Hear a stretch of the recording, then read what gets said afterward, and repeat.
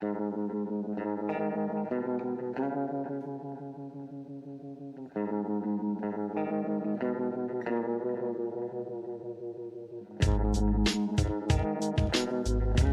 back to a special leftover episode of Appalachian Dim Sum. I guess it's episode 5 leftovers. Hey, Joel. Yeah. Hey, how's it going? It's going pretty good. So why are we doing this? Well, we both went to go see 28 Years Later, 2 days ago now. Yeah. And obviously it was going to fit into our normal appetizer slot. And as I was thinking about it, at least, like I was mowing yesterday and that's all I was still doing was just thinking about this movie. I was like, there's no way I'm going to be able to keep this into an appetizer slot. If we talk about anything else during that session, it's going to be like a 3-hour thing just about appetizers. Yeah. So, and because this is a 5 Monday month. Yeah, there's 5 Mondays in this month. Yeah. So we normally split up what we do into four episodes or 4 parts of an episode. Left us with that odd Monday to do something on, and it kind of worked out that we just happened to see this. Yeah. And so we're like, let's just shoot a 28 years later show. Yeah, it's whatever it's going to be called. It's one of those situations where I think what we would want to talk about this would be best suited for a main course. Oh yeah. So the option was really to just put it in the main course, put it in a fortune cookie to see when it comes up, but that could be months from now, Yeah. or literally never if we decide to stop doing this in 6 months. Not a flaw. I do like our fortune cookie process. Yeah, me too. To dig out some random stuff, but when you have something that's a new movie and it's a fresh topic, and we want to talk about it, you want to get it while it's still fresh in your brain. Absolutely. And like I said, I literally was riding around on a ride mower yesterday, still hashing this movie out in my head. And I think when I took a water break, I came back and texted you like something about it. I was like, yeah, a thought I had on a fix to the movie, which we'll get to that maybe at some point in this show. Yep. But and our leftovers, and so this is our idea for a leftover episode. And this episode, the leftover episode, will be any of the 5-week months. We'll just do a leftover episode, and it'll be, it could be anything. This is going to be sort of a review retrospective of 28 years later. It could be if I had written Star Wars, that kind of thing. It's just literally anything we decide to do. That's what that episode will be about. In hopes, anyway, maybe it'll be a shorter episode than our full 4-course meal. Well, we always do. When I was thinking about this episode, I was like, well, maybe it'll be like 30 minutes. I don't think it's going to be 30 minutes. Yeah. But we can get right into it. The one thing I want to mention is the audio might sound different. We're trying with these little mics.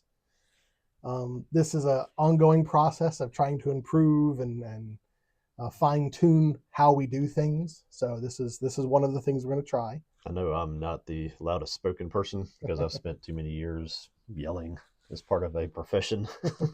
So I toned down my voice. I think we work okay on YouTube. I know on Spotify it's a little harder to hear with the audio the way we've been doing it. So hopefully this is an improvement, and we'll find out after the fact, I guess. But we'll definitely see. We're officially now high-tech rednecks. High-tech rednecks. Oh, goodness. So you want to dive right into it? Yeah, let's go. All right, the first thing we're going to do is a spoiler-free review. Generally, we're spoiler open. We just spoilers everywhere.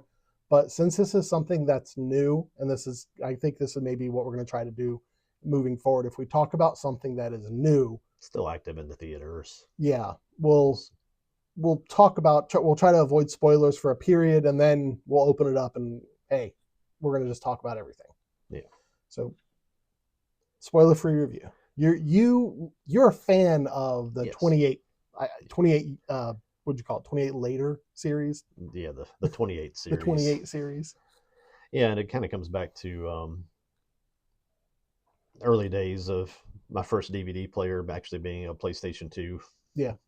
That's how old we are, or how old I am. Where I actually just had, there's no streaming services. There was nothing like that. I had a handful of DVDs, and 28 Days Later was one of those, and I watched it all the time. And just, it became a regular when there's nothing else you know, on TV, on cable TV, which that's become a constant now. They used to actually have something other than Marvel reruns. Right. But we'd always just go and grab that and watch it again. I don't even have a count for the number of times I've watched that movie. Some of my favorite actors, they're probably my favorite actresses, because they were in that movie. Um, with Killian Murphy and Naomi Harris. We can talk more about them. I have some thoughts about them for some other things that aren't really tied to this, but but yeah, it's a pretty sacred movie for me. Okay. So when you make sequels to it, I'm expecting a lot. And coming through, they followed it up with 28 Weeks Later, which was solid. Obviously, not as good as the first one, but I never go into something like that expecting it to be. I really liked that movie. It was kind of my thought going into this was, I know it's not going to be as good. Just don't mess it up. That's almost my mantra for anything that gets made anymore at this point. If it's something that I like, it's like, just don't screw Just it don't up. mess it up. Just don't destroy it. And I generally I would rank this. I know we haven't done tiers yet, and I probably need to read more on the tiers before I start throwing movies into tiers. Yeah. I rank it on the same tier as 28 Weeks Later. Okay. It's good. It's flawed. We'll get to that at some point. We're still in the spoiler free part of it, and it's really hard to talk about very much of even what happens or what I liked and didn't like about it without getting into too many spoilers. Well, the exposition, I think, is fine to talk about. The setup for the movie Yeah. is there is this island of people, of survivors, Yes. who have isolated themselves in the Greater Britain area, which has been abandoned. And not really isolated themselves. They've been isolated. They've been, well, Yeah, they but were yeah, isolated in the Greater Britain area, but then they isolated on the island. they kind of fortified up to Yeah. protect themselves because they knew that was their only option. So, And I would say it's a coming of age story of one of the characters. yeah, Yeah. it's a great one of those.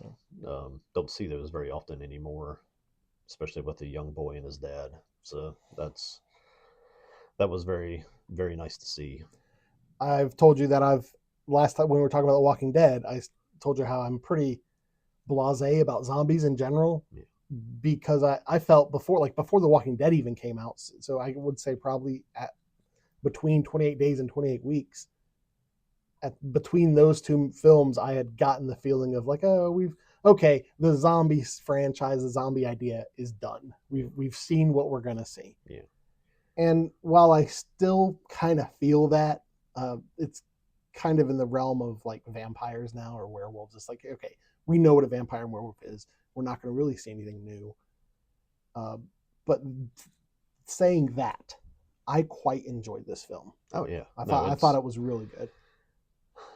I don't think fresh or anything like that is like the way to describe it, but it's a refreshing, maybe that's the right word. That it just felt like something that's not one of the other 3,000 things in the category. It felt Danny Boyle is an amazing filmmaker, and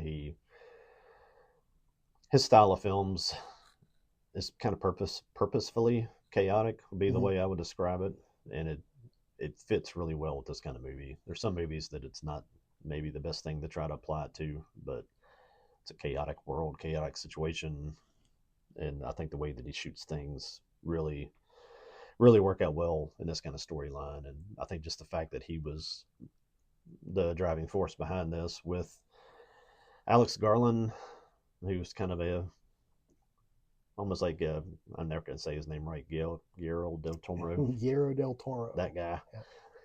Where I think we talked about how he'll make a good film, then he makes a crap film, then he makes a good film, then he makes another one. A lot of times that's like they're paying the Hollywood. Yeah. They're paying the Hollywood bill. Okay, I got to make something for Hollywood, and then that lets me make something for me. But a lot of times that seems like what they do. Garland, I don't know anything about him. It just seems like he's on that same schedule. And maybe also be that he's one of those people that is better when he works with somebody like Boyle, because he wrote the original 28 Days Later. Can't remember if he was involved in 28 Weeks or not. That's neither here nor there, but they were back together for this one. And it was good. It was good. So was Danny Boyle the director of the original film? Yeah. Okay. I never keep track of when you say director, producer, writer, all that stuff. I always think of that as like one person. I know those are completely different roles. I think he was the director. I don't know if that's accurate or not, but I'm looking at his Danny almost Boyle's almost want to filmography always say now. creator of And the first one, but I don't know even if that's accurate way to describe him or not. But well, wasn't it Danny Boyle and Garland? You said are yeah, the writers Garland I think wrote the screenplay, so screenplay? I Okay. think he Wait, kind of is this based on something? I think that more just getting his film Oh, idea okay. fleshed out Yeah. and dialogue and everything. Well, So I was immensely satisfied with the directorial style of Danny Boyle. yeah, I think he's a fantastic director.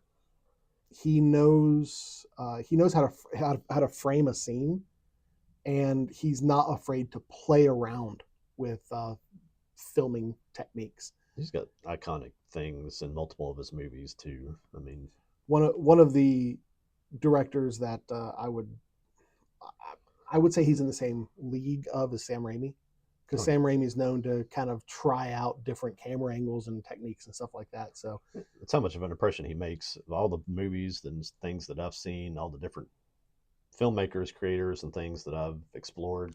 You say the words Danny Boyle, within seconds, I'm picturing a baby crawling across the ceiling from from Train Spotting, okay, and yeah. that's just one of those iconic things that he shot. That's kind of burned its way into your brain if you've ever watched that movie, and he makes a lot of those kind of scenes or sequences, whatever the right word is, but he's got a knack for seeing things differently than most other filmmakers. I think is probably the way to see it, and I think sometimes it comes back to a lot of the same actors and actresses, which I like. This I know he made Sunshine with Killian Murphy, I and just saw that. Yeah, that was a fantastic film. yeah, I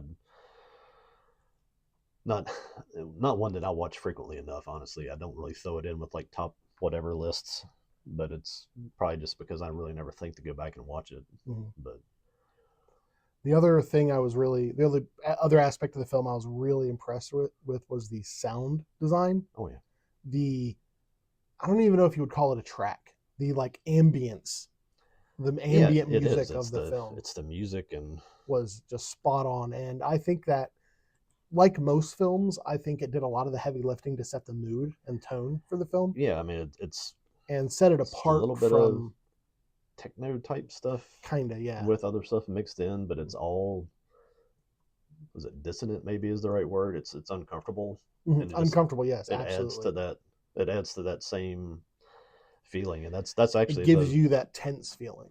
kind of Yeah, split the movie into sections, we'll go into which it in a little we'll bit. get into that. But the first main section, that would be how I describe that whole thing, is that you're just uncomfortable. It's like Mhm. you know it's a tense setup, and this ain't gonna go good, Yeah. and you just know that you really do kind of feel the danger of the world that he's kind of creating there, and the music and everything just kind of adds to it. It's that the music doesn't pull you away. You don't start thinking about the song or anything, but it just like it's in the back of your brain, and it's just like it's not even fingers on a chalkboard, but it's something like that, where it's irritating you a little bit to the for the right reasons, not some obnoxious music or anything that's really distracting you. But So as a fan of the franchise, you liked it. yeah, yeah, Okay. definitely. I mean, that's almost a line that I have for a movie is if I watch a movie. I had a movie on our advertisers for the next show that I wrote down, and I'm actually going to probably take it off because it's been 3 weeks since I watched it, and I Hmm. can't really remember very much about it. Just because I haven't thought about it since I watched it. It was kind of enjoyable. It was Kill Command. Okay. Um, but 2 or 3 days later, I'm like, I couldn't tell you even half of what the movie was. But we both need to get in the habit of like jotting down like a little paragraph of notes after we want to watch something if we want to talk about it. Yeah, but I mean, that's the difference between that kind of movie and this kind of movie is that, and that's kind of where I separate movies. If I walk away and I'm still thinking about it and wanting to tell people about it or talk about it 2 or 3 days later, it's a good film. And maybe it's because it's something I really liked. Maybe it's because it ticked me off. Maybe it's because it bothered me. Maybe it's because I thought it was funny. And just different reasons. But but so many films that I watch are just, yeah, that was fun. I'm going to go do something else now. And I know there's probably, I've stayed away from reviews and things of this because I just don't kind of wanted to process it myself. Right. I can see how there could be varying levels of opinion on this movie with some of the things that happen, especially in the second half of the movie. Some of those were, I might agree with them on, some of them probably in the middle, but yeah, it's a, if you have me thinking about it while I'm outside in 100-degree heat doing yard work and I'm still thinking about it, then you've done a good job as a film. You saying that reminds me of a particular YouTube reviewer that I'm I would say I'm a fan of. Jeremy Jans. Do you know who this guy is? Okay. He's been doing YouTube movie reviews for a decade at this point. And one of his one of his lower ratings is you're not going to remember it in T minus, and he'll say 1 day, 13 hours, 10 minutes, or 5 seconds. Okay. So that's kind of what you're talking about. It's a movie it's just forgettable. Yeah. Like you might enjoy it at the time, but Yeah. it's not going to stick with you. Okay. Well, as someone who's not a fan of the series, I would say I enjoy the series, Yeah. but to me, it's just another zombie series. Yeah. Before I saw the 28 Days Later film, I had saw films like Record. Oh yeah, yeah. And so the idea of a zombie plague that turns people into like ravenous dogs didn't seem novel to me at the time. What did they redo that? It's Quarantine, wasn't it? They made an American version of Yeah. Record. Yeah. Because Record was the Japanese one, right? And then I they made Quarantine. I think they made a couple of each. Maybe it wasn't. Yeah, Quarantine. Yeah, Quarantine. No, it was a Japanese. It could have even been Korean. Because I know Korean filmmakers are really good at making kind of not even zombie but virus type horror movies and things like that. Have you seen both Record and Quarantine? Yes, I think I saw Quarantine and then found out that it was based on Record and went back and watched those. Well, I need to watch Quarantine then. Been long enough that I'm not going to even try to separate those two because yeah. But so that was almost, that series was based on like rabies. Yeah, exactly. Yeah. And that's kind of seemed what the rage virus is. It's like a form of rabies, but doesn't kill them. Yeah. I would put this film right alongside of the Dawn of the Dead remake. I think it's a competent film that really doesn't really have any plot holes. We'll talk about some in the spoiler area, that some concerns about the plot, but it's relatively contained for a 28 series film. Going into it, I think you're gonna have a good time. Could have been more concise. If we've learned, and it's not spoiling anything to tell you that, I think I was telling you that this was talking about this being a trilogy. Right. You were thinking 28 days later, weeks later, years later, but this movie is the first part of a 3-part planned trilogy where they've already. I didn't know that until you told me.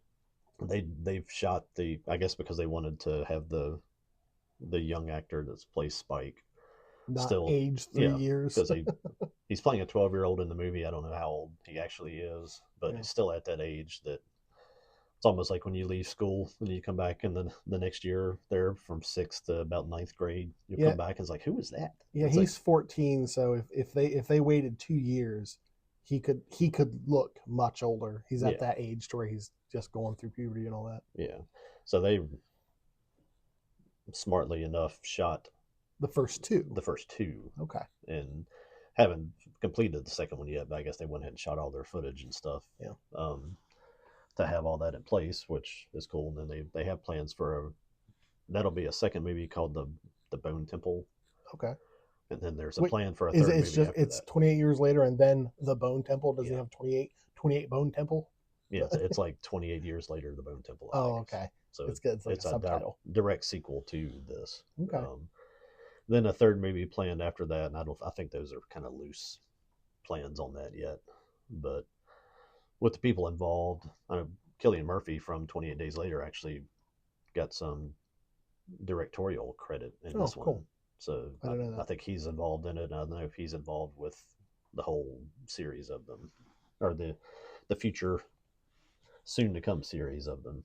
So Well, maybe at some point we'll actually come up with some sort of rating system for us. But for now, I liked it. yeah, it's a That's the rating. I liked it. it's an L tier. I like it a lot. I like it a lot. All right, so spoilers. That's what we're going to do. Is we're going to go into spoilers now.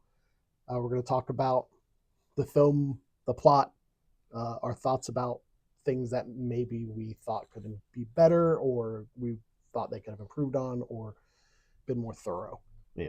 All right. So first, we're going to go through the plot of what happens in the film. Like I said, I broke the movie into sections. Yeah. Because it didn't seem like it was pieced together, but it really did seem like it was chapters at least, maybe.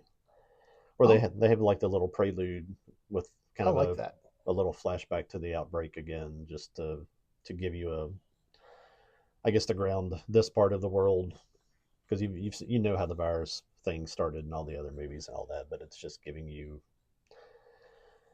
the a boy. You've seen that in the trailer where there's all these kids watching the Teletubbies, and then of course a panic ensues and all that. And that's a kind of a brief, maybe 10-minute section of the movie. You follow the boy as he escapes, and pretty much everybody in the house gets torn apart. Little kid named Jimmy.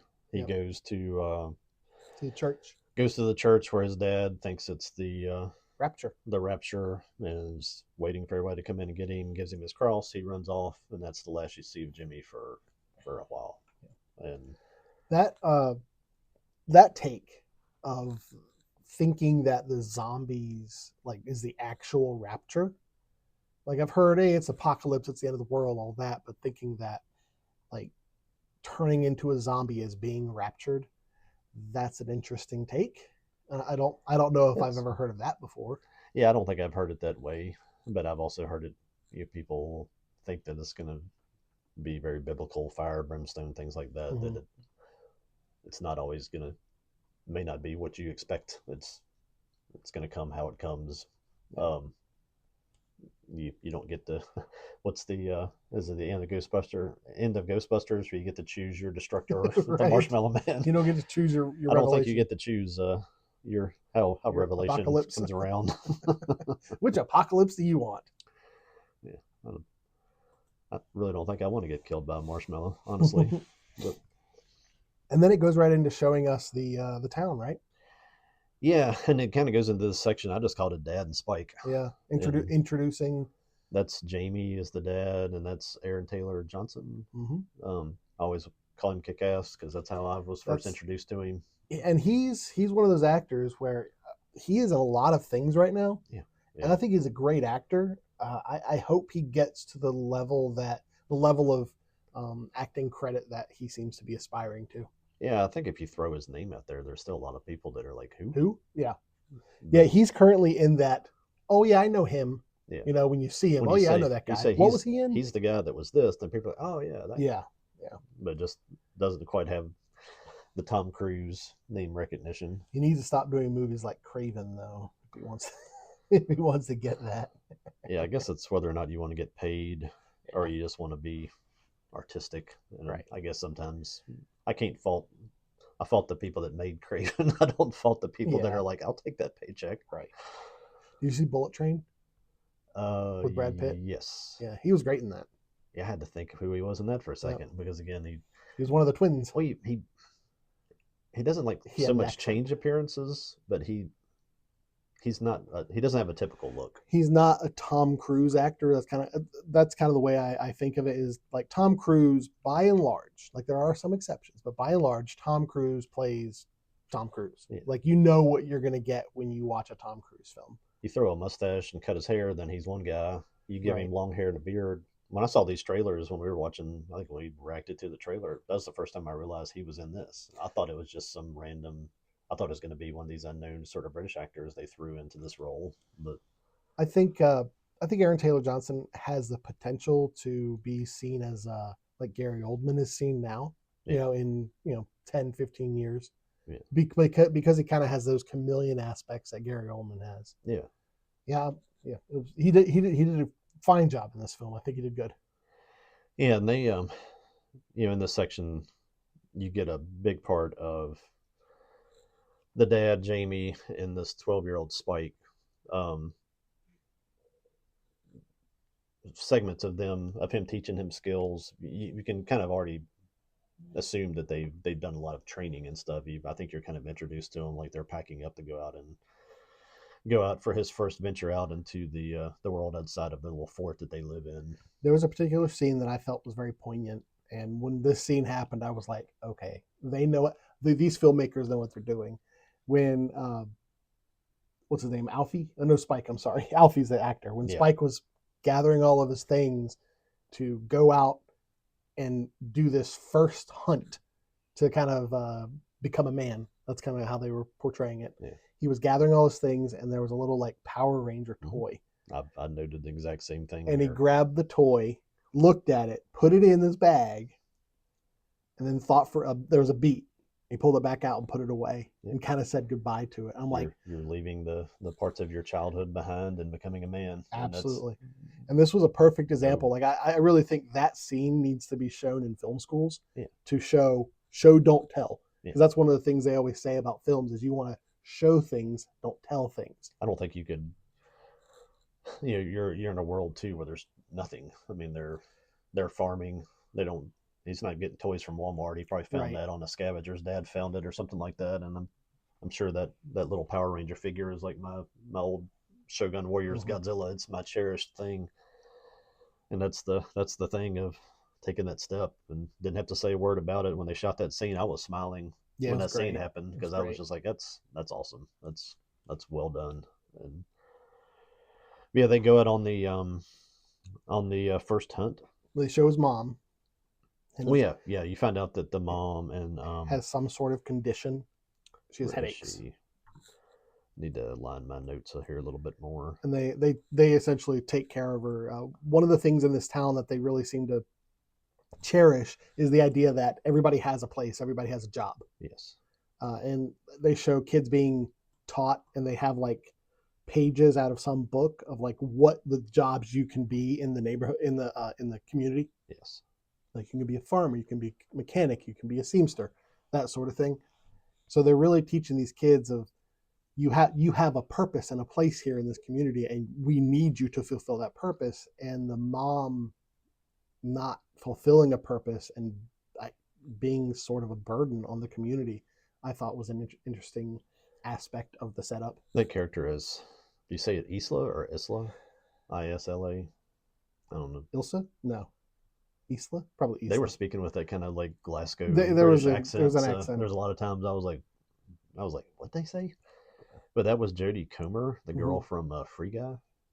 Okay, she was what I was like, where is she from? That's okay. And I don't have any hesitation in say that she's got the acting job of the film. I thought she was amazing. She did a great job. Kind of unknown at the beginning what's going on with her, something affecting her mental status, probably her brain, almost dementia-like, but she's a young lady. All we knew is she had headaches and she'd get confused. But the way that she was committed to that role was really good. I'd probably really underappreciated after just seeing it one time. I expect if you watch it again, it's probably a better performance than I'm even thinking that it was. I would say, I would go as far as saying I think she's the heart of the film. Yeah. And especially her relationship between her and her son Spike.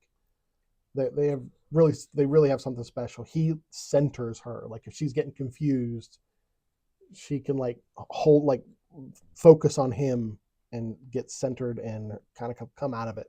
Yeah. So it's interesting setup. So it's not just that it's Jamie and Spike, this father and son, going on a hunt. They're also leaving behind this responsibility, but they're carrying that responsibility with them as well. Yeah. And he does a good job too of trying to be I'm being the example father figure for my kid, but showing you again without saying it that like he's worn out with that situation with her. He That, he does a really good job, and I think this is probably a testament to both the director and Aaron Taylor Johnson.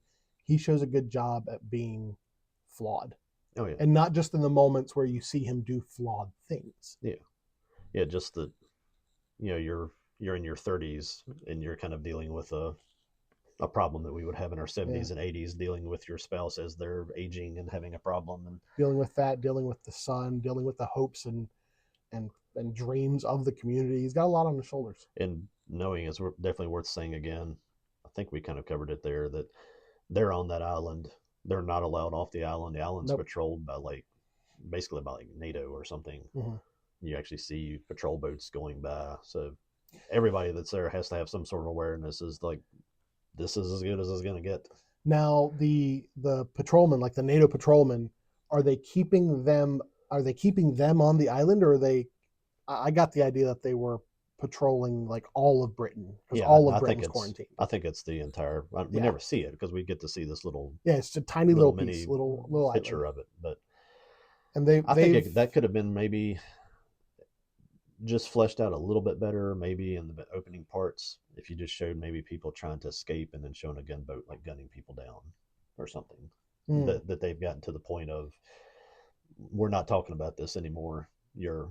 If you're on this island, that's where you are.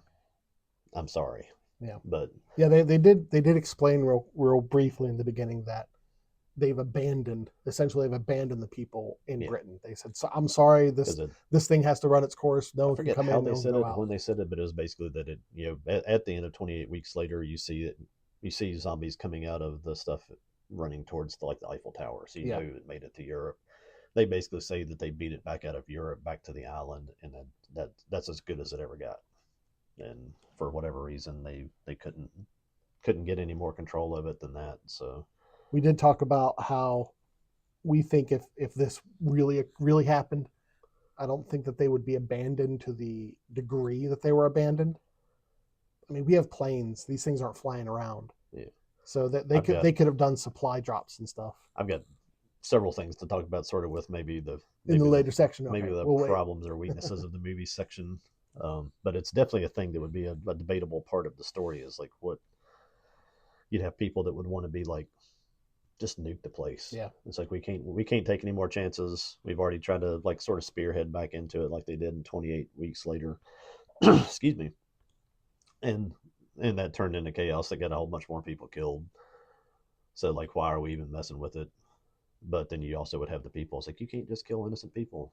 So it almost seems like this is that compromise that the hardliners and the I feel sorry for everybody people would probably meet somewhere close to this spot. I don't know if that's exactly where they would get to, but so the town is quarantined yeah. inside the quarantine zone, and I got the impression that they kind of did that themselves. It was something that they set up for their safety, And they're and really embracing sort of a feudal a almost. community repopulation. Yeah.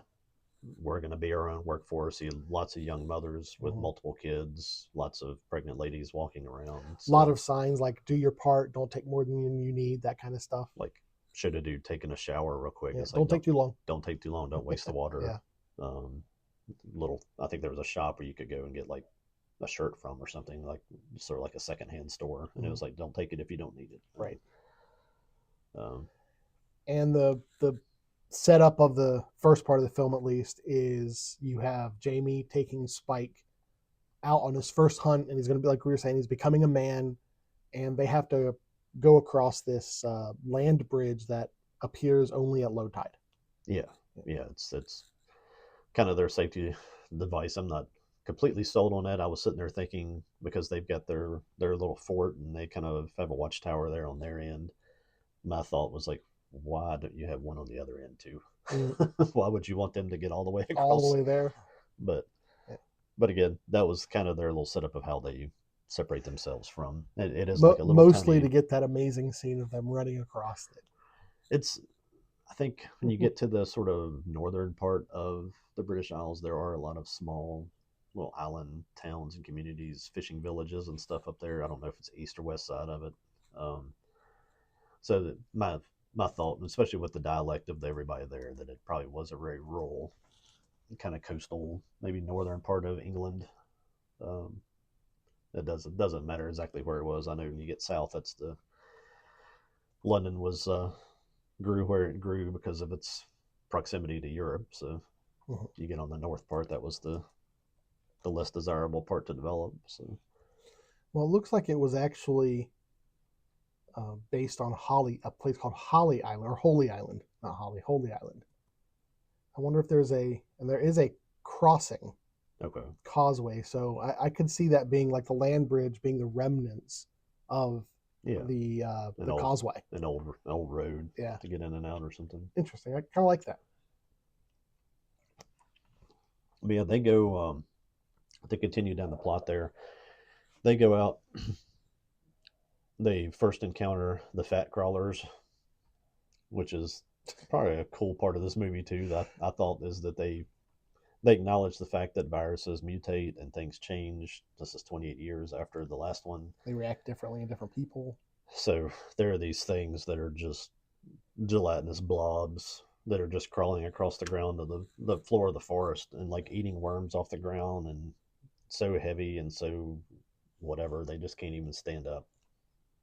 And I guess his dad maybe probably took him there on purpose. They don't say that. Just let him kill his first one because they're easier to kill. Mhm. They're just they're not fast. They can sneak up on you.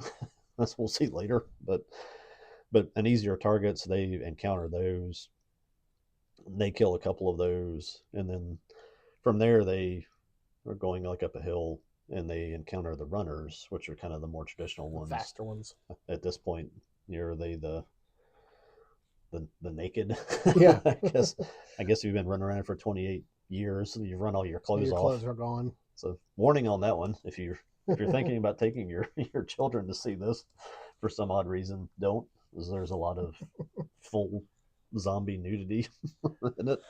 I didn't look this up, but I was curious if they use bodysuits for that because I could totally see like I, if for no other reason for the makeup every day, I would think you'd have to. it'd be good to have a bodysuit and then you just have to like do the head. Just something you pull on that has prosthetic or plastic stuff on it. So Right, exactly. on top of that, you go through and goo them up with whatever they goo people up with in movies. It's probably anything from tomato sauce to things that are just gross. But when they encounter those runners, that's the first time you see an alpha, and that's kind of the big change in the movie. And the alpha is like it's like a 7 foot tall, just like roided out, like Viking looking zombie that Who seems to they be basically say you don't mess with these. You can't. They were almost impossible to take down, and they seem to be what now. who they seem to be aware. That's like the Yeah, difference between like the other zombies and the alpha. The alpha and actually seems like it knows what's going on. It's aware of its surroundings. seems It, they really are flesh it out. It seems to have some control over the other runners. Like maybe if it's nothing other than they're just following him because he's such a big visual thing. I think it's just he's the alpha. Yeah, So it acts more like a pack of dogs. yeah. That kind of The thing. first deer crosses the road, the rest of the deers cross the road, no Mhm. matter what happens, Yeah. kind of thing. Um, so he sees that the alpha's on the hill. I guess he's already encountered him, knows of him.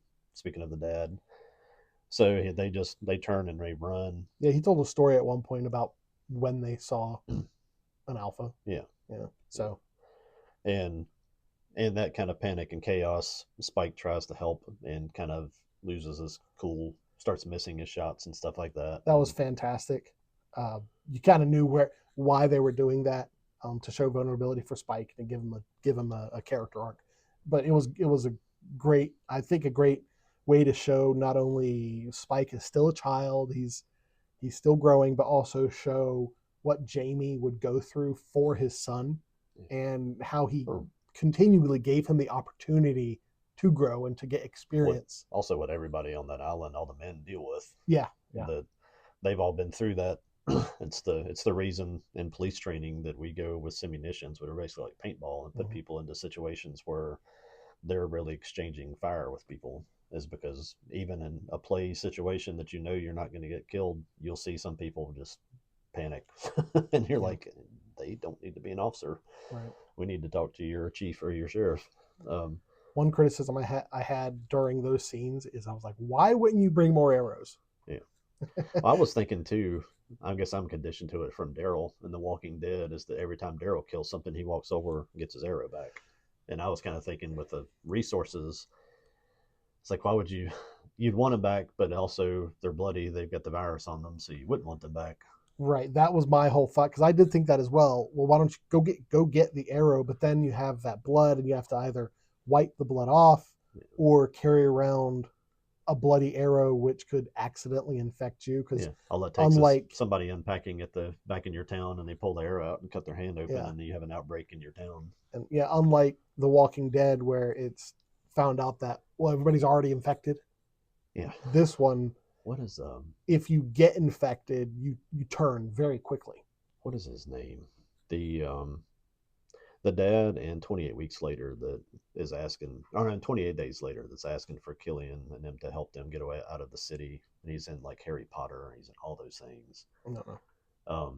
But I love in 28 days later where they're at the little military outpost, and there's like a crow up on a thing picking at a body, and he's just like, shut up, he yells at it and kicks a thing, and it causes a drop of blood, comes down and hits him in the eye, and then he turns.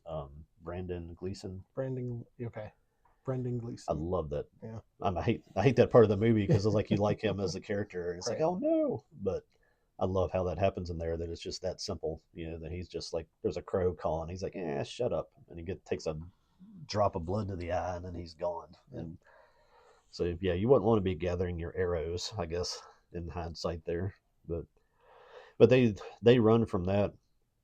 They hide in an old house, kind of get trapped there overnight. Sad part, which kind of gets you into the next part of the movie, is that Spike sees a fire off in the distance, off near the horizon, and asks his dad about it. And his dad tells him about there's a crazy old dude that was like Dr. Kelson stacking up bodies, and they saw him once, and they've never gone near him again. And that's basically how the dad kind of leaves it. He doesn't. I kind of wish in that scene, because to me, stacking up corpses and burning them in the situation they're in doesn't seem to be like an insane thing to do. I don't even, does he even tell him though that he was burning him, or does he just tells him he was just like arranging bodies?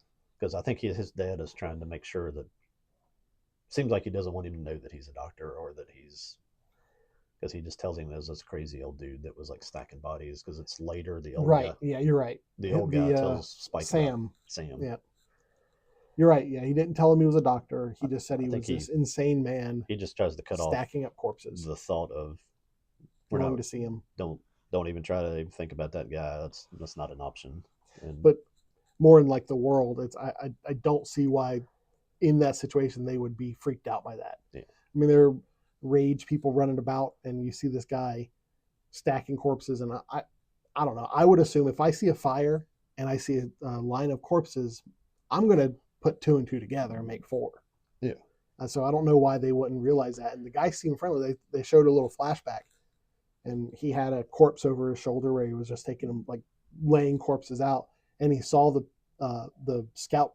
scouts up on like a hill, and he waved to them. Yeah, would have been like waved them over. Would have been the dad Jamie when he was like young, right, or younger. When he was younger. I get where they needed to do that narratively, but they could have shown him hacking one of the bodies up or something a little more intense than just, I'm lining these bodies up. I guess if you're out on patrol in this world and you're 16, 17 years old, and you came to a field and there's just a bald guy standing there and there's like 150 bodies all laying arranged like he had them, you might be like, I don't think I want to go talk to that guy. Maybe. But they kind of get trapped there. They get away. Then they make it back to the village. They had to run because the house fell apart. Yeah. Because of a passing deer herd. Yeah. There's massive like herd because nobody's hunted them. So you're back to kind of like in oh my goodness, Dances with Wolves. Mm-hmm. When you see the old herds of buffaloes, it would go as far as you could see. That it's almost kind of like that in the countryside with, I don't know if they were deer or elk or what they were, but which I am kind of surprised there wasn't any. Maybe it was just like something they didn't do for time or because it wasn't needed. But And why didn't they get a deer to take back? Yeah. I would think that would be a huge part of them. Yeah, when they said they were going on a hunt, That would be why I I would thought go out that's and what it hunt. was for. It was for like food, but And it was the hunt was to introduce Spike to the horrors of the mainland. the realities of that would be that if those were actual elk, they were CGI, they weren't great, whatever they were, because they were trying to do so many of them. Mm-hmm. If it's an elk, you've got to quarter those things up and carry them in pieces because you're talking about hundreds and hundreds of pounds of meat. Yeah, you would do that with a group of probably 20 people if you were going to go on a hunt. so maybe that was it. They weren't taking enough people to that's a good enough explanation. Enough people to actually carry it back, so they didn't want to waste. Because you go out there and then you get attacked by the alpha, then you're like, dang it. And going to the mainland, with the setup, going to the mainland did seem to be a thing that they did regularly. Yeah. So yeah, okay. So this was a training exercise. Gotcha. But as they're coming back too, that's where they get chased by the alpha. Yes. And that gets to I think you see it in the trailers. And from the moment you saw like that little land bridge thing, you're like, if they don't make a scene with some kind of foot chase, over top this thing, then they don't know how to make a movie. It was just too obviously set up for that. That's why they didn't have a tower on the entrance of that, is so they didn't have to explain how the alpha got past that or film someone dying, which that would have been what they would have done, is if they had like a little gate or something there. That they would have had to either destroy the gate or kill the person that was manning it. Nah, that's not what we need to do. Just we want that shot of the easier storytelling, right? Of Jamie and Spike running across this. And I love the alpha, the design of it. Yeah. It really is like we naked men. Well, I don't love that part of it, but it was amusing. I described it to you a little bit. We tried to do it without like trying to spoil Attack on Titan, right? That it's almost I don't think they're really trying to rip off any of that, but there's just a handful of Titans that are like super powerful, armored, like fast, different skills, and then all the other ones are just kind of bumbling, idiots that are just eating everything. And he almost seems like that. And like when he's chasing you, it's just like it's almost like the mannequin from Dan to Dan. He's just power running at you, just yelling. I mean, doesn't appear to get tired. So I mean, just the idea of the 7-foot tall naked Viking that wants to eat you, just power running at you, is terrifying. But you get that scene where they're trying to get across, and I think the tide's coming back too, because they had to come back at a. They were supposed to come back within 5 hours so they could cross the land bridge, but because they had to hide in the house, they were off schedule. They were having to run through like knee deep water while this like massive naked Viking is just power running at them. Yeah, and you talk about like a tense scene. You're just like, of course somebody trips and falls, and you're like, oh come on, it's like just run, little dude. that was a great scene, and it was very imposing. And again, the sound design, because you heard Jamie and Spike with their splash, splash, splash, and they'd fall, and then Spike would fall and splash. But then when they kind of focused on the alpha, it was just thumps, just thump, thump, thump, and thump. Just his breath, where he's just it was like great. It was you're great. just like, man, it's like that would freak me out too. Did a really good job. Did a really good job at setting that version of the rage virus apart from the other versions. Here's where I have a question that I did not figure out in the movie and have thought about since. Is there more than one alpha? See, when that was my question while I was watching it, is I didn't know whether or not that alpha that was chasing them was killed. I thought, because he gets there, they nail him with some arrows as he gets close. They've got like the big crossbow cannon that they have a torch on that they finally hit him with and knock him down, and I'm like, well, he's dead. And my assumption is the tide would rise and he'd get washed out to the ocean. Yeah. And they didn't really show, because we see another alpha later, there's really no indication that there are like wounds or anything. Yeah, because it wasn't burned or anything like that too. My assumption is that was they're different alphas. So yes, it makes more sense. They have it in the credits listed as just the alpha. Maybe they only could afford to buy one giant guy. Maybe because the guy that plays him is like 7 foot tall or something. He's a monster. I'm gonna ask Google that question. But yeah, as they're chasing him back, like I said, people are there at the fort, they finally drop the alpha with this like giant crossbow cannon thing. And then of course like I guess there's a lady that's probably like a, they never really say exactly what she is. Maybe she's sort of like the mayor or the governor type thing, who seems to be the one that sort of makes the final call. Mhm. Like she actually makes them stand there at the gate and watches both of them long enough to make sure that they don't turn before she lets them open the gate, because you know they're banging on the gate trying to get back in, and she's been around that block I guess enough to know that if um if you're coming back, we got to make sure that you're good, and especially since they were just being chased by something that could infect them. That, and you know, you see something like that, you get kind of frustrated. It's like, open the damn gate, you know. Yeah. But it's like you also realize, if I'm the guys in charge of this village, no, you're not getting into the gate until you, Right. if it's a 20-second time frame or whatever the time limit is before you can verify somebody's going to turn or not. And it's like, yeah, start the timer. Hope you guys make it 20 seconds, because that's what we're doing. Okay, so that first alpha that ran across the land bridge is known as the Berserker. He's played by Chris Gregory. Okay, so there were two. Okay. And so the other alpha, which is like the main alpha Yeah. of the story, is Chai Lewis Perry. Okay. So yeah, there are two alphas. I just, when I saw the credits, I was like, Well, that had me bothered, because I was the same way. It's like, are we really not even going to put burn marks on him if he's the same? And also, if he can take the crossbow shot to the chest, so it's like, are they? Are you really going to stop him? Can you kill them at all? Yeah.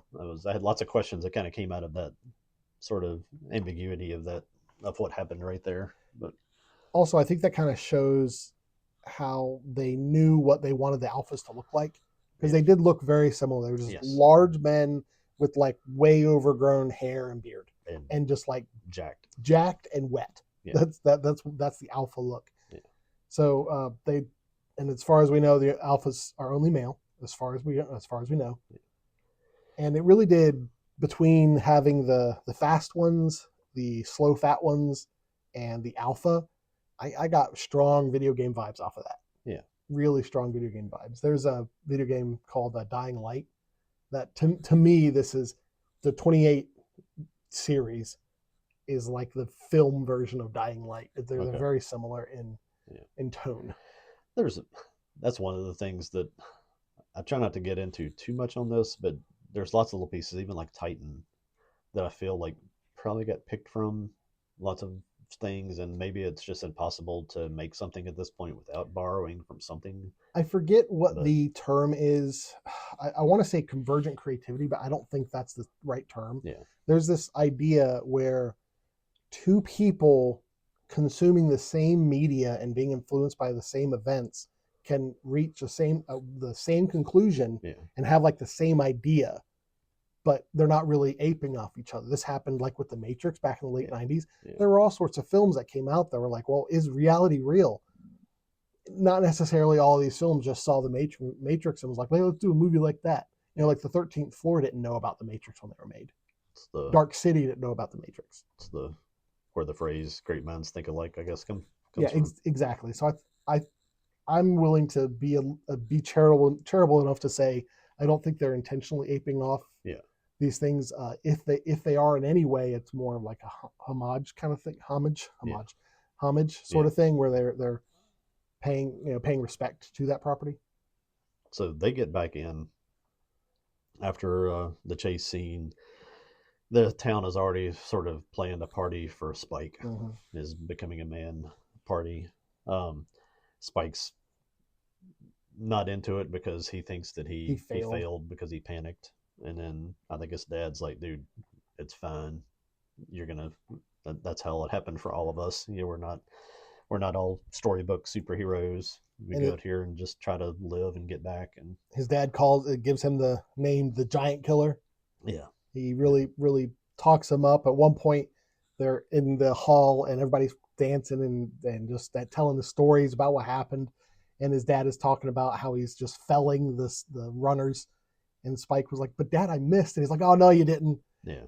And I think that, again, that I really, really like that, what that showed the relationship between not only Jamie and the community and the hunters in the community, but also Jamie and Spike. And I think it's Jamie in the community. It's the dads. It's the men in the community. It's like that we need we need to appear strong so that everybody feels safe. Yeah, absolutely. So it's like, yeah, I know you missed, but yeah, cut that. Don't worry about it. I think, and I really think, like, literally, that's how legends are made. Yeah. I mean, we have all these legendary heroes in history, and you hear about their successes and their victories. We might know about their failures, but the successes and the victories are what we really celebrate. I could go through and plot out the thing. chaos of all the things I've been in, incidences as an officer when I've been shot at and arrested some pretty bad people. It's pure chaos. It's you don't have a plan. You're just like you're the whole time just your mind is about to explode because you're trying to process everything. And doing that kind of thing, running from a alpha with your son. I mean, just the fact that he made it back home, I think, should make him feel like he's a hero. That doesn't get easier the 10th time. Right. It's no easier that time than it was the first time. Yeah. It's not like you get to where you're more conditioned to react to things calmer, but it's still you're still on the verge of pooping yourself every time that happens. But they have a party, have some sort of alcohol, I guess, available. Never really pursued what that was, but his dad's drinking. Everybody's kind of partying. Everybody's drinking, have a good time. Spike goes to see Sam, the old guy. Spike goes home. He's not into the party. Yeah. And before he goes home, he sees his dad messing around with another lady in the town. I forget what her name was. And that's another part of kind of adding to the flaws of him. Mm-hmm. I mean, the cheating and the drinking and the lying. In addition to the fact that being braggadocious, he probably knows that his wife is dying of something. That's a common response to those things. It's not a good response, but that happens a lot with people in scenarios of people that are in combat, of drinking and being promiscuous and things like that, or people that have that much stress going on in their life that sometimes they turn to bad decisions, because it's hard not to when you're when you're being attacked on all fronts, kind of mentally with stuff. So kind of just adds to the fact that, if again, reminding you that he's not Superman. He's just a dad that's trying to figure this out. And I think it makes him more relatable, makes him more likable. Not the fact that he's cheating. That's not a likable trait, but kind of makes you understand him. You like your characters to be flawed. Yeah. It humanizes them. But he goes back, Spike, and talks to Sam, who's an older guy. I think Sam probably was one of the dad roles before, and now he kind of stays on the island and teaches the young kids how to shoot bows and things like that. Yeah, he's in the very beginning. He had restrung Spike's bow, so he is kind of like a uncle or grandfather kind of figure to Spike. Really, one of the few old people there. Honestly, there really weren't very many old people in the village, because I guess if you had to fight and run for your lives to get there, a lot of old people probably didn't make it. Yeah. And if you're balancing trying to get your children away from a horde of infected, and you got to figure out how to get grandma to come too, you have to make a choice at some point. So Sam, Spike talks to Sam about the fire he saw, because he was just telling him what he saw and how he felt like he failed, and he mentioned the fire, and Sam's the one who said that's Dr. Kelson. Yeah. And Spike hears doctor. And he's like, oh, doctor? Yeah. What do you mean doctor? Because he's definitely worried about his mom's condition and knows Absolutely. that, or I guess maybe thinks that at least maybe it's something that could be treated. Yeah. So, but he tells him about Dr. Kelson. Is that it? Kelson. Kelson. I can't really remember that conversation as well. Well, pretty much, Spike is telling Sam about their exploits, and he mentions the fire, and then Sam tells Spike about who Dr. Kelson was, and he was a doctor before all this happened, so he has credentials. It seemed like Sam knew him or something. Maybe I don't remember that. And then that whole detail line. And then he says, "Well, maybe I shouldn't tell you about this." Yeah. He stops at the doctor, and he realizes I've said too much. Yeah. And he's like, "This is something you need to talk to your dad about." That's probably the end of what I would call the dad and Spike chapter. They have a little confrontation the next morning Yeah, because that's true. Spike goes upstairs and lays down with his mom and falls asleep. Yeah, And I the forgot dad about comes in the morning, and there's a confrontation between Spike and his dad where Spike actually pulls a knife on Jamie because he tells him to leave us alone. You don't want her to live anyway. You want to be with whatever that woman's name was. You Yeah. want to be with the other woman. Just leave us alone. Yeah. And he pulls a knife on him, and Jamie takes a knife from him, just takes it right out of his hand, like seriously, and then folds it up, and he offers it back to him. And there's a second of like direction there where it shows Jamie's hand quivering. Yeah. I thought that was fantastic. And then he opens it calmly and gives the knife back to Spike. And that's pretty much the end of Jamie for the film. Pretty much. Yeah, that's where it's like there was a chapter, and then you almost feel like there should have been like in a Tarantino film where it goes to, now let's go to this chapter because we're going to tell you a different story now. You know what, chapter breaks in this would have worked really well. Yeah, like just a chapter. Yeah, just to let you know that we're done with this part. We're going to do this now, because there was too many times. We'll talk to that more when we get into maybe the weaknesses of the movie, that I was looking for things to come back, and they don't come back when they probably should have. Yeah. but then we start the mom and Spike chapter, I guess is the way to say that. And pretty much Spike just sneaks his mom out of he sets a fire in the town to distract everybody and sneaks his mom out because he's going to take her to go see Dr. Kelson. And she's, sometimes she's pretty lucid, and sometimes she's like, she even calls him dad. Like, I guess maybe something about the way that he looks, or maybe the way he sounds reminds her. She said his eyes. Is it the eyes? Okay. Yeah. You have your grandfather's eyes, she tells him at one point. Yeah. So she definitely sees her dad in her son. It's like that kind of late stage dementia thing where sometimes she's on, sometimes she's off completely. And she's just kind of following him blindly across there, like, hey, where are we going? Like, if she was lucid, she'd be like, no, we're not leaving the village and going anywhere. But she just kind of follows him because he says, come with me. And they go out on their thing. And there's a good amount of just travel in this part of the film, where they're just kind of like going across a field, and they see this big metal angel. And she has an episode where she talks about calling her son dad. Remember when you told me about this angel that it would be standing forever? So just kind of like developing not only the relationship between Spike and his mom, but also showing us how bad off she actually is. Yeah, that it's not she's just randomly going and coming. It's like she's coming in and out of knowing who she is and what's going on very, very frequently. Her nose bleeds. Yeah. I think that's even in that traveling is where you get the little scene in the field of yellow flowers where so many people think that one little zombie was Cillian Murphy, or the one that just kind of looks like him. And I think they've come out and verified. And even Cillian said that's not supposed to be my character. Wonder if he was insulted by that. Really? I wonder if, because 28 years, if he's going to be involved in a third part of this thing, he could still be alive. He could. So he could be that he already knows that he's going to be a character later. At least that's my theory. I have no basis for that at all. But and they also show during that little travel point, there's a couple of instances where Spike kind of steps up and takes care of the thing that he needs to take care of. Yeah. That zombie in the field of flowers is one of them. He's like, hold still. And they have to spend the night at a church, right? Yeah. Was that the church in the beginning? I don't think it matters, but was it supposed to be? I don't know. I'd never even considered that. Yeah. It's possible because they wouldn't know. They wouldn't necessarily have any familiarity with that church, but I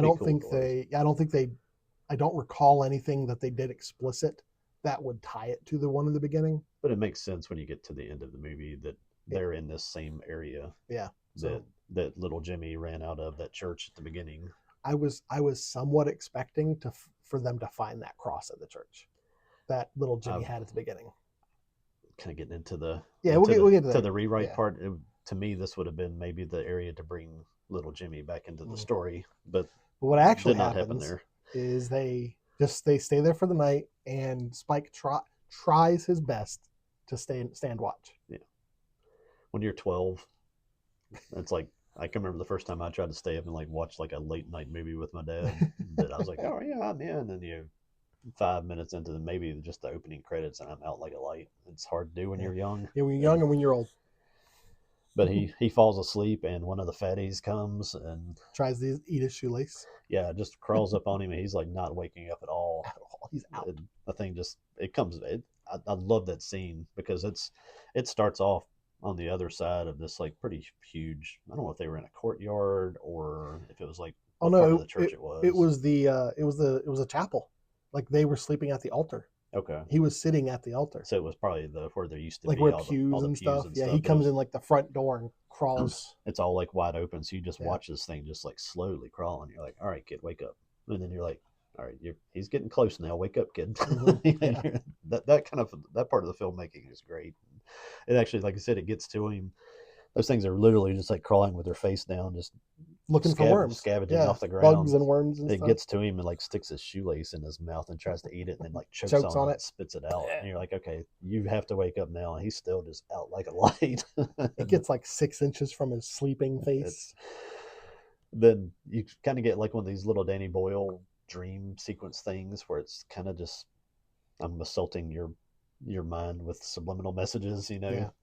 that when he wakes up and it's like it's laying there dead with this bag around its head. Mhm. And then you get a little bit of a flashback or something from the mom that she came to, and that does happen a lot with people that have dementia, that they're pretty lucid when they wake up. It's after they get up and get moving and get tired when Yeah, they throughout the day. when they kind of break down. She she gets up, sees him get ready to like eat Spike, wraps like a tarp or whatever it is she has around him, and just like slams its head into the altar and just Yeah. smashes Multiple its head. times, just smashes And just it. goes full on medieval on it and kills it. And again, kind of showing again too that it's should be a young healthy mother that's just got something else wrong with her. Yeah. So they move. They leave the church and then get chased again. Chased again and go into a gas station. To the gas station. Mm-hmm. That I thought was kind of clever. That the Shell station, the S had fallen off and it said hell on the side of it. I was like, that's. There are a lot of things in this film where it has just a tinge of humor, and I like that. Yeah, and that was one of them. Yeah, just you don't have to do anything. You don't have to say anything. You don't have to have somebody make some long-winded joke. It's just show, don't tell. Yeah. They get to the gas station, run inside the thing, and you can see like there's fumes and stuff. It's like a blue haze. At first, I thought it was just like a dust layer. Sometimes that'll happen. I was just thinking it was just like gas fumes or something from gasoline or whatever they had inside. I think that's what they're going for. Yeah. But zombies come in there, and this. Oh no, we did skip a part right before then. There's a scene with soldiers. Well, introduces them. Yeah. Where there's like a group of guys in tactical gear that kind of fall down. They're jumping down into this like spillway. Mm-hmm. They're getting chased by the fast guys. I forgot about that. And they just basically get overwhelmed, which is going to fall into my complaint part of the movie.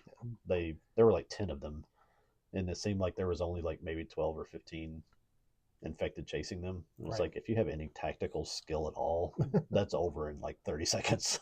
But they don't seem to. Well, and they get obliterated, picked off, and one of them survives. And that's where, at least for me, I was like, oh, okay, so these guys have modern gear. They have guns with bullets and stuff like that. So outside of England, it's normal. The world's normal, yes. like our world, which is an interesting aspect of the world that they've made. Yeah, because you don't have any real hint of that at all. I mean, right. Usually it's worldwide. When in a zombie kind of film, it's like, well, the whole world is overrun. Your last glimpse of any kind of modern technology was him watching the Teletubbies, which would have been early 2000s. Yep.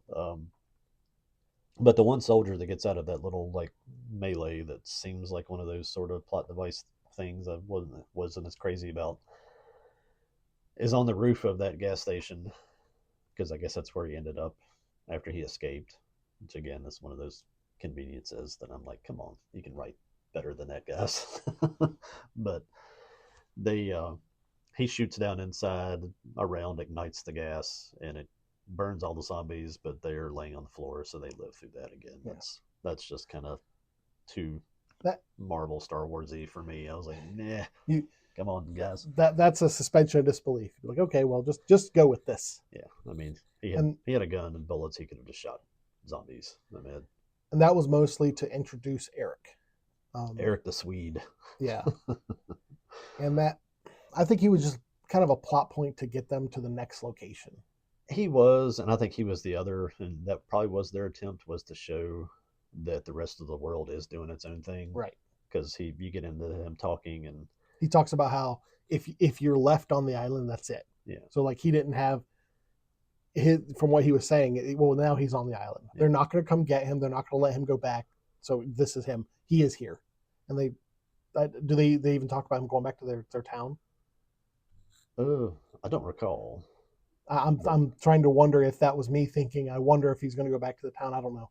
I don't recall if they actually explicitly talked about that. But he's telling Spike and the mom about how he wished he was basically like an Amazon Prime driver. Yeah. But he signed up for the military instead. And right.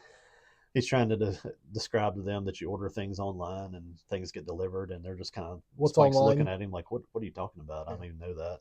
And probably the funniest part of the movie, picture of the girlfriend. He shows him a picture of his girlfriend, and she's got like Botox lips and collagen in her face, and just all looks like a Kardashian or whatever. Yeah. And the little boy's like, yeah, we have a girl on our island that looks like that when she eats shellfish. We figured out that she's allergic, so we don't let her have any more. I was like, that's pretty funny. Give you credit for his little levity in the middle of the movie. But yeah, does anything happen before they get to the train? That's really it. It's like they have a little bit more of just traveling and talking and stuff like that. Then they go to the train, and you hear a screaming inside the train, and the mom runs ahead. And then you find an infected lady in there that is pregnant and giving birth.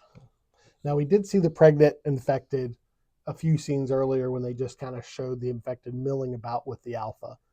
And at that point, my thought was like, well, was she pregnant when she got infected? She still had some clothes on, so I'm guessing. Yeah, she kind of had like a robe. I'm guessing that she was probably pregnant and got infected. But that's another kind of strange twist in the movie. Do you think that the baby was the alphas? I'm going to get into that in the rewrite section of this. I think in this, the way this was, that they probably just it was a pregnant lady that she was pregnant before she got infected. Right. There seems to be an attachment somehow of the alpha to wanting to get the baby after she does have this baby successfully, which is another just strange part of it. That they have a scene where the mom helps the infected have her child. Alfie cuts the umbilical cord, and the Eric at that point because right after she has the baby, the rage virus kind of overwhelms her and she starts to attack. She tries to attack him again. And Eric kills her, and then he wants to kill the baby because that came out of infected, which I think is an entirely reasonable thing to want to do. Reason in that point is kind of out the window of that whole scene, because this whole thing is spread by, you can get a drop of it in your eye or your mouth and you're done. The volatility of the virus, if you go back to 28 weeks later, when Dom goes down and finds his wife in the sort of recovery room, and he sneaks in and kisses her, and you see like that little line of like saliva between their mouth, and then like any liquids. He turns and then he kills her. Yeah, that's another just amazing. That's a Danny Boyle scene. Nobody else could have shot that scene the way that he did it. This thing, they're cutting an umbilical cord. This lady's standing up screaming, having a baby. Blood's going everywhere. Then he's shooting over with a machine gun from 4 feet away, maybe 5 feet away.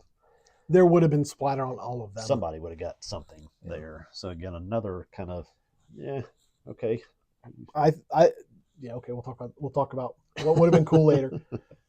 So Eric then he's backing away because he doesn't want to shoot them both, but he's willing to shoot all three of them. But he's willing to shoot all three of them just to kill the baby. And And it's like Spike stands in front of them. Spike protects his mom and the That's baby. kind of why he keeps backing up, and he gets back to the door of the train, or the link between the two cars of the train, and he gets Resident Evil snatched from above.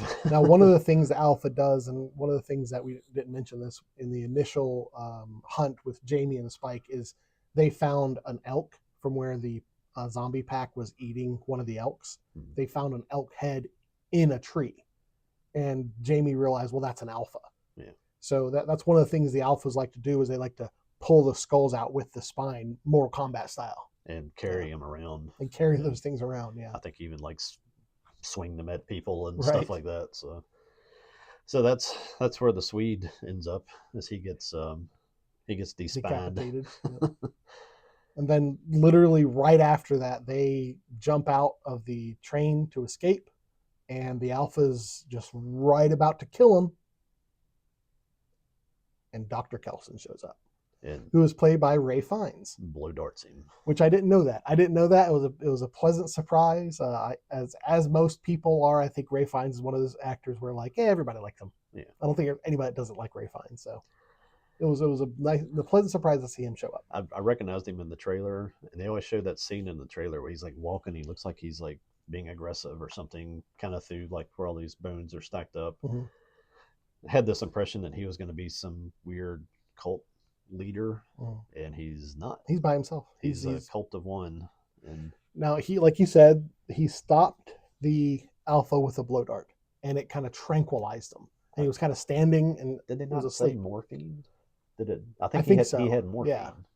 So somehow another morphine puts the kibosh on these guys pretty quick. Mm-hmm.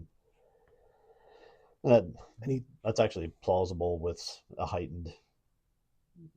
virus that has you running on adrenaline and all that stuff, that your metabolism is going to be crazy.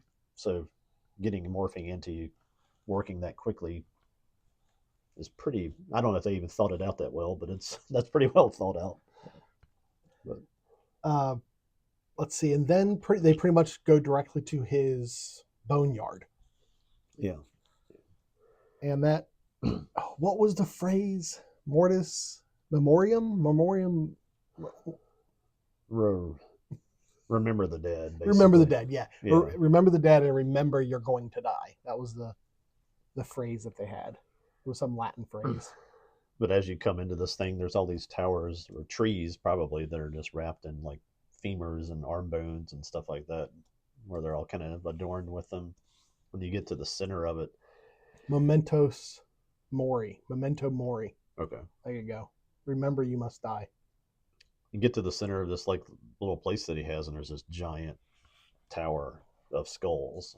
And going back to the story from when Jamie had seen him when he's younger and all that stuff, he's been burning the bodies of the dead. I guess knowing that that's one way you rid yourself of the virus in them, is you just incinerate them. And he has this thing, it's like a giant pressure cooker that he has like mounted over a fire that does exactly like what a pressure cooker does. It boils the meat and everything off, and you can just peel whatever's left off and get yourself a nice little clean skull. And there are a lot of great visuals in this film, but the visual of that like bone forest with that monument in the center, it was haunting and beautiful and morose, and I think it was great. I really liked it.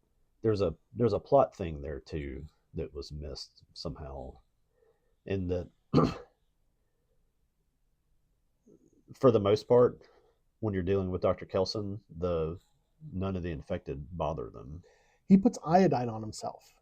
Puts them on him, puts on himself, but like they don't seem to even be around that place. So it seems to me like it would be, you could do it by showing it, not saying it.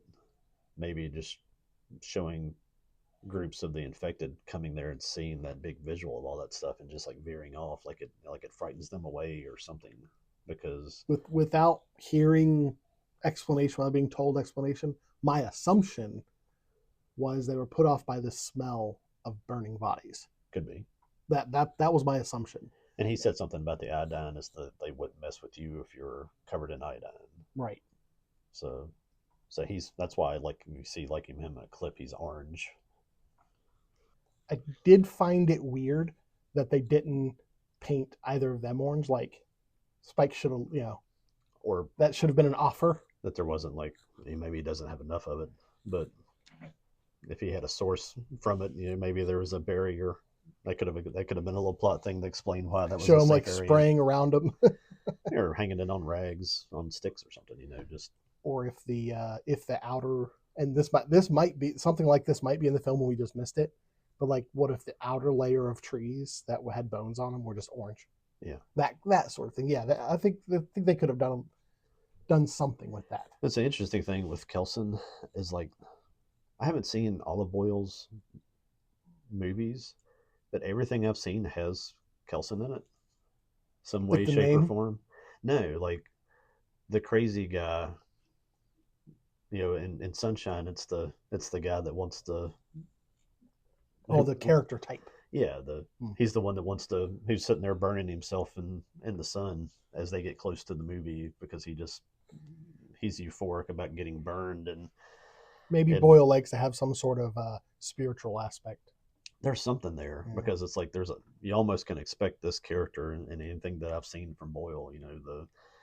You get the guy that's in charge of the little military base in 28 Days Later that they're just trying to lure women there, so they have women for themselves and actually really Cillian Murphy kind of becomes the crazy guy at the end of that because he gets to the point where they have to think for a second has he turned because he's just running around like jamming his thumbs in people's eyes and killing them. So Danny Boyle likes that visual.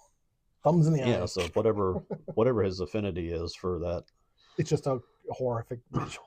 That crazy guy that's off doing his own thing. That's we get him in the form of Dr. Kelson in here. I think maybe that's kind of a convenient what do you call it? Like Deus Ex Machina, just something that that solves problems. Yeah. Hey, this crazy guy. How come he knows this stuff? Hey, he's crazy. He was I don't even want to say a disappointment. He could have been, I think, what really fortified the movie. That character could have been, and they didn't do enough there. But with the plot part of it is that they get there, he sees they have a baby, kind of explains that off with it's not infected because of the magic of the placenta. Yeah. And I'm like, okay. Let's write that in so we don't. Jet Jaguar turned giant so he could fight Godzilla. The placenta protected the baby because we don't have time to do anything else with the baby. So there's that. If they show if when the baby was born they showed it covered in the placenta, that would be a little more believable. That baby came out clean. Pretty clean. I really didn't think about that till now. I was like, even when baby popped out of there, I didn't look like the ones that we had.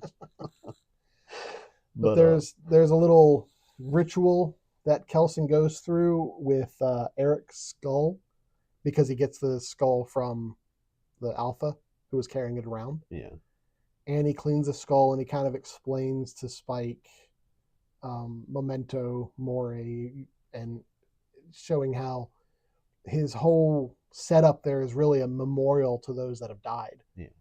Talking about how each of these sockets in these eyes, it had eyes that saw. Yeah. That there's yes, it's just a skull, but this was a person. Yeah. And that was a beautiful part of the film. He has Spike place the head too. Yeah. So Spike goes over and just sort of finds a little spot there at the bottom and puts Eric the Swede into his spot because that's about probably where he belonged. On the third row from the bottom. But and then he diagnoses his mom. Yeah, pretty quickly comes to the conclusion. What you kind of figure is that she probably has some kind of brain cancer, probably like a frontal cancer that's metastasized to the brain. Yeah, it's spread enough. Get into the frontal lobes where it starts to change your behavior like that. That there's not recourses available usually in that kind of situation. And he's like, even if I had the medicines and any of the old equipment and things like that, I don't think she's too far gone. And this is where I think they needed to develop this part of the story more. But he just basically like nods back and forth with the mom and darts Spike, Morphine Spike. puts him to sleep. And then she kind of walks up and he overdoses her with morphine and euthanizes her. Comes back with her skull. And then he does the same ritual with the skull and gives it to Spike, and the Spike takes it to the top of the movie, or to the top of the movie, to the top of the pile of skulls, and places it. And that was a beautiful scene when he said goodbye to his mom and placed her to where she could see the sunrise. It was powerful, the way it was done. And it's like all they needed to do there was to let there be a couple days of him and Spike, Kelson and Spike, working through this before he lets the mom die, and explaining to her, that she's really hurting. You have that kind of cancer, you're not having moments where you're like, yay, I'm happy. You're hurting all the time. Yeah, they did have a this was a tell not show moment. Yeah. Where Spike said, asked if she'll be in pain, and she was like, I'm already in pain. Yeah. So they did have a moment there. It would have been. I agree with you. It would have been nice if could have like let that sort of be the end of the movie, to let that have, even like Kelson and him still going out and maybe killing some of the infected and things like that, and putting them out of their misery, and kind of developing the relationship between the two of them a little bit, and helping the 12-year-old understand death better than, I ain't got time for you. Go to sleep. I'll explain it to you after I've killed your mom. But anyway, that's the route they go. He puts his mom up. That I think that would have been a strong end of the movie right there. But the movie continues, and then you get to, I guess it's not even a chapter, but it's kind of the I guess it's a short chapter that I would call the tracksuit gang. But do we see them before the end? No, but it's just a one thing that happens before that. I would put that all in one category. Or maybe maybe it would be the end of the doctor chapter, where he just leaves, takes the baby back to the village. And he has zero trouble going from where pretty far into from mainland. Where Dr. Kelson is. Yeah, it was almost on the horizon in the beginning. From where Dr. Kelson is, getting all the way back to his village, zero problems. Yeah. And I was like, come on. No issues. You got a baby. That baby's going to be crying. And at one point, he tells him he needs milk. We didn't see him get milk anywhere. There were several days there of no milk. Yeah. So, it takes him back, hangs him on the door of the gate, and leaves him there. Leaves a note for his dad, and then he just returns back to the wild to kind of stay on his own. And then you get kind of a whole series of things that just sort of happen all at the same time, where Jamie sees the note and wants to go back out again looking for Spike after not being present at all for the last however long that was, which again, that part was just not handled well. And they did say in the beginning of the film, one of the rules of the village was no one will come for you. Yeah. They learned the hard way that if you're outside of the village and you're gone for too long, we're not going to come and get you. Yeah. But they don't address that at all. It's just here's the dad again. And he runs out and sort of splashes around in the water and screams because he can't go get him. Yeah. And it's like chest high water at this point, so he wouldn't be able to swim across. And wouldn't be able to just walk across 3 hours later. Right. But anyway, that's what they did. Spike leaves the baby, and then he's kind of back out to the wilderness.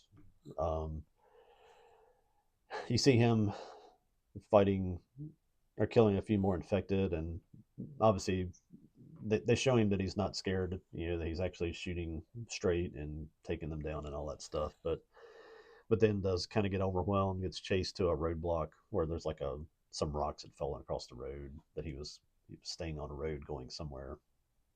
I don't know if he was trying to get to another village or what he was trying to do, but it kind of looked like a wall. But he gets to that, and then then you get to see Jimmy again. Jimmy with a group that to me seemed very inspired by the Clockwork Orange gang. They were in bright tracksuits, Yeah. and they were very acrobatic. Yeah, very seemed to really enjoy and Enjoy really killing. really weren't using bows and arrows. They were using like a hand A hand saw, like yeah. a hand saw, like almost like a piano wire type thing that cut a head Well, off one. those exist. Yeah, Those hand saws, oh yeah, yeah. yeah. Yep. But up and close personal combat and poles that like the poles that you catch dogs with, that kind of stuff. Yeah. Yeah. So they show up and kind of rescue him, and then I forget what he says to Spike. There's some sort of we're gonna love quip. getting to know each other or something, and that's the end of the movie, and you're like, huh, okay. And while we're on that part of that movie, do you know? I don't stay into kind of pop culture, like personal drama things. Mm-hmm. Do you know who Jimmy Savile is? No idea. I've seen that every time I've looked up anything about this movie, they're like Jimmy Savile, Jimmy Savile, Jimmy Savile, and apparently he's like is a pop culture icon from Britain that seems to be like, I think he's dead now, but I think after he died, there were all these revelations about him kind of being like a P. Diddy type thing where he assaulted a bunch of kids or something. And every little thing I've seen says that character is completely supposed to be Jimmy Savile. I recognize him. I've never consumed any media that he was in. Yeah, I don't know anything about him.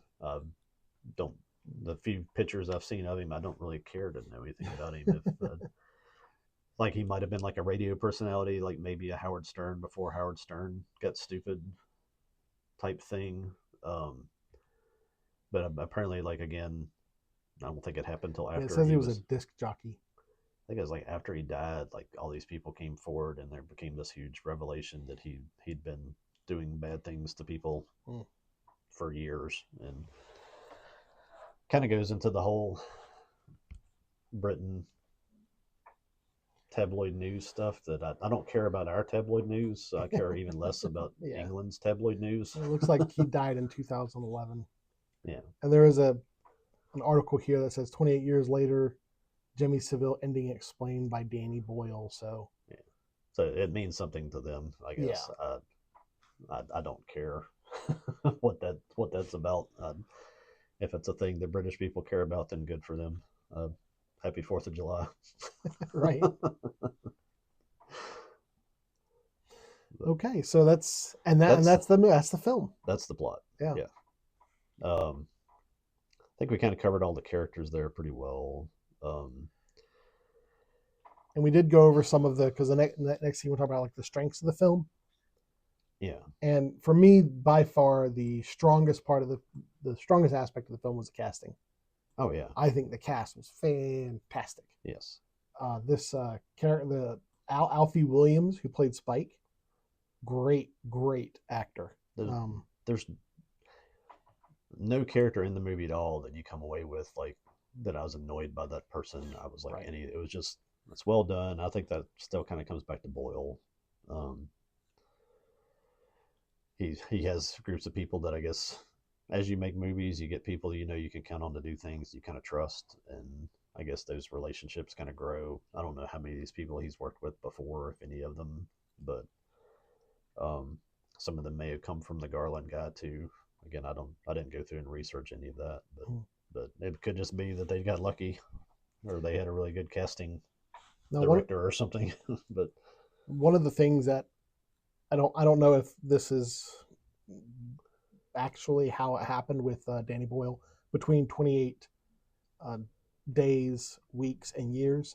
Is it definitely seems like the first film kind of seemed more like an indie film, and I think that was intentional. Yeah. And the second film was like this big Hollywood film, and you start to see actors you kind of notice, like you recognize actors. Yeah. And kind of goes on with this film as well. It's like it's even a higher pedigree of film than the previous two, because you're getting people like, I wonder though, Ralph Fiennes and was it a British film or was it a Hollywood film? Do we know? What, 28 weeks? Yeah, or 28 years. Even. 28. Like you mean made by England? Yeah.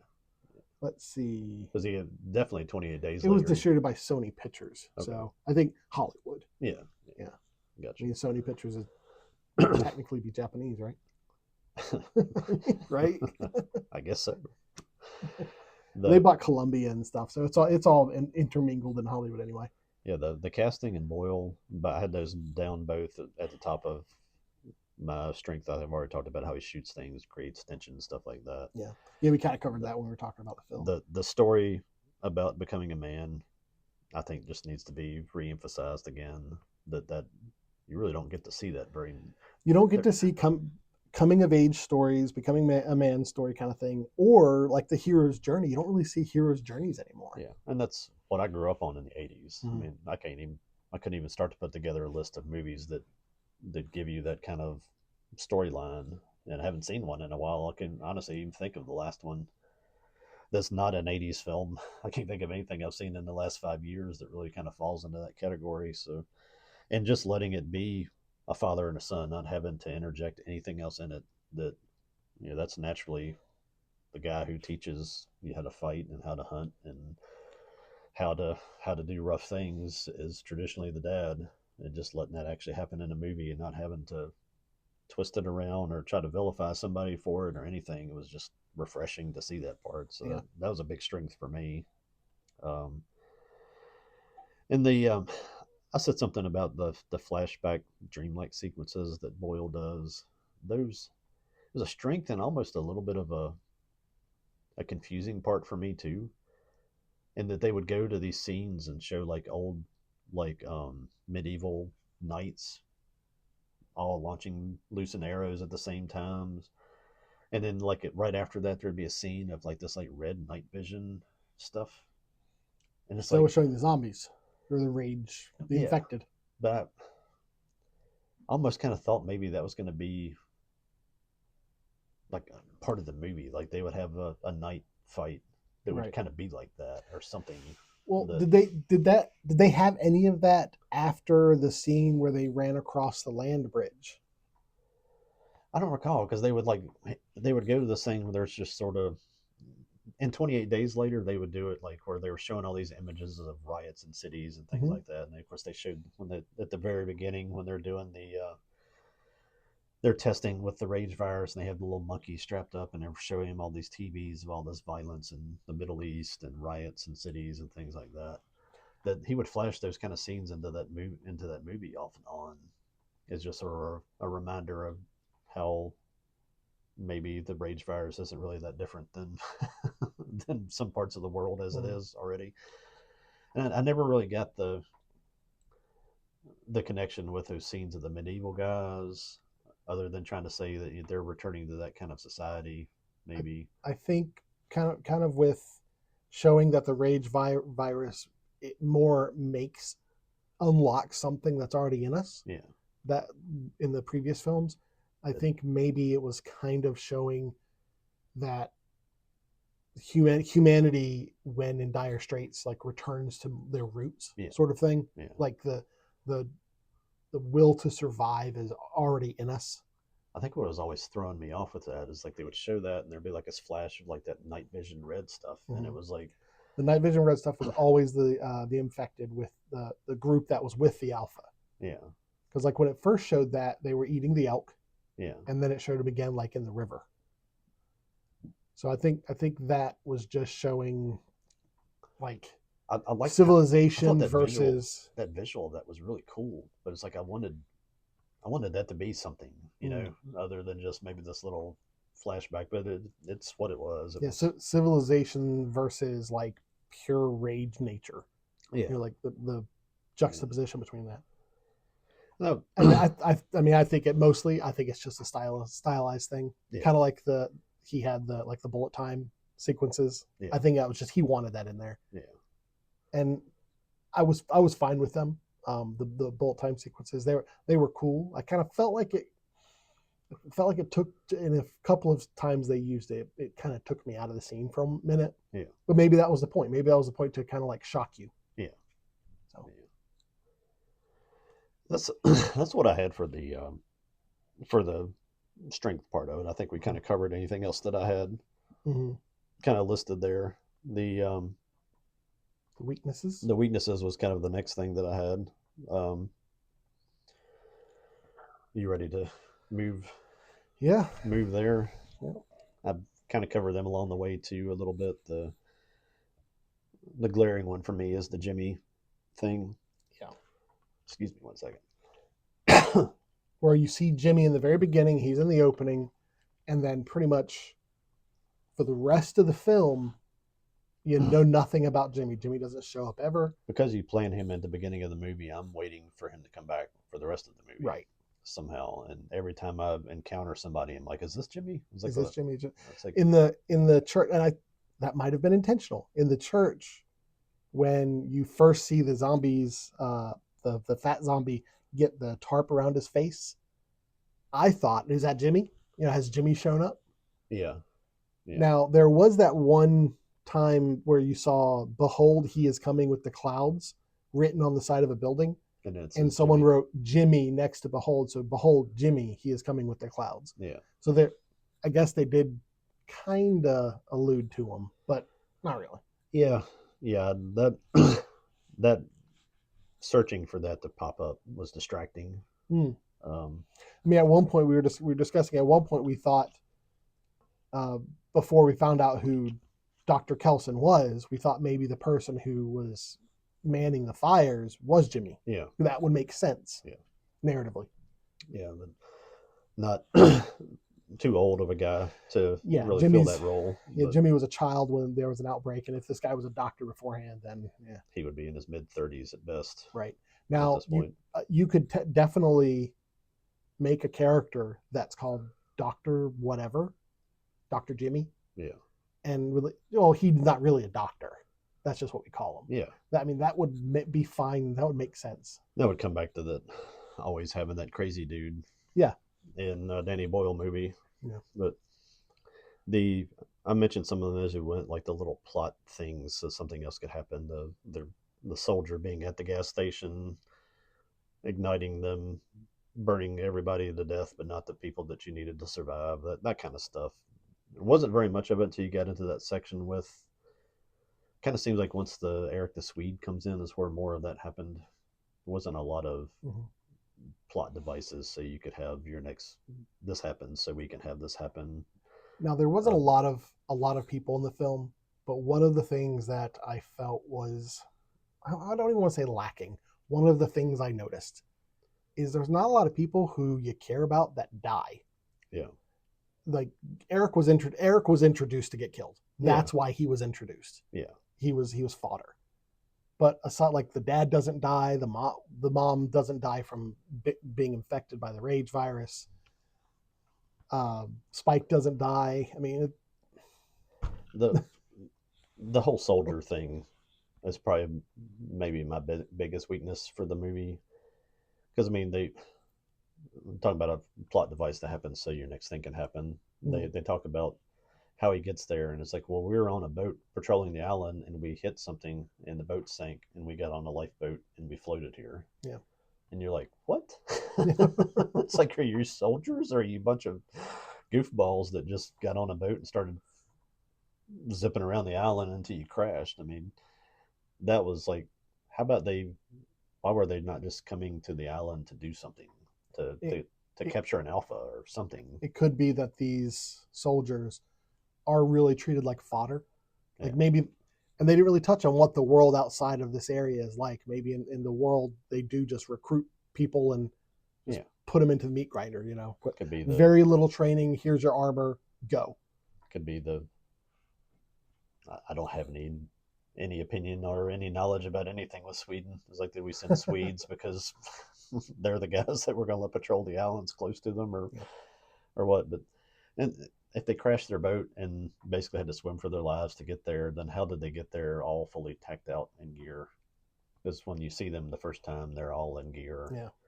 And then on top of that, I said that before, that there seems to be as many of them as there were infected, but they still can't function as a unit and just turn around and just gun down all of them. And So that kind of gives credence to the idea that they're not really trained. They're Yeah. just given equipment and says, They're go do this. Give them a job. weekend warrior National Guard guys that Something like that. something Yeah. like that. Yeah. The I mean, Eric, when he was talking to Spike, didn't really seem like a hardened soldier. You know, he was talking about he should have been a delivery driver. yeah. So I'm comfortable like making that narrative leap, saying, well, they're just not really trained very well. They're just there to do a job. I think if you had a scene of them crashing, coming to the shore, and basically getting mauled or something, and just him escaping, or even I don't buy the crash thing. I guess you need to write that differently for me to be happy with that. The we're sailing around the island and we just happen to not see a rock or something. I'm like, that's pretty lazy. But They could have used the alpha that was in the beginning of the Berserker, because they explained at one point that the tide will wash you away. yeah, They could have been in the boat and like just come up on the Berserker, and the Berserker still alive attacks them. Yeah. And there's pandemonium. Yeah. Yeah. Something They other could have than- done something else. something other than we hit a rock. I think a lot of times in filmmaking, is my assumption anyway, is they might have these grandiose plans, and then looking at budget, they're like, well, we can't do all of this. Yeah. What can we cut? Yeah, they could have had who knows what storyboarded with that, and it's Right. like, let's just make them run through the causeway and kill off everybody but Eric. Yeah, same with that. They could have, like, I could see a reason to have a scene where you show their military prowess, and then they get overrun. Yeah. Like, show them that these guys are actually competent at being at tactics and military, their military job, but the zombies, the infected, are that strong, and the alpha's that strong that he just overwhelms them. Just 50 of them running behind an alpha would overwhelm. Yeah. And again, like that could have been budget. Yeah. It was not unlimited money. On the alpha, I think we kind of already covered that. Mm-hmm. I had a problem processing through the movie whether there was more than one alpha or not. I think you're right on that. There were two different ones. Mm-hmm. The biggest other weakness that I had was the Aaron Taylor Johnson line. The why do you remove him for 2/3 of the movie when he's so good at helping the movie get started and setting the emotional tone of the movie, and it's not hard to come back to him being on the island, waking up and finding out that son and his wife are gone. Son is gone, and then like fighting to get off the island, getting detained, maybe imprisoned on the island. No, man, let him get off the island. Yeah. Show him trying to find his son, and have him die at some point, or have him get off the island, where he just had to run, and they just have to let him go, and he doesn't like even take any gear, so let him come out and just go full on Rambo in the woods where he's making stuff and fighting. That would have added like 45 minutes to the film. Yeah. And it might be why they did it that way. Yeah.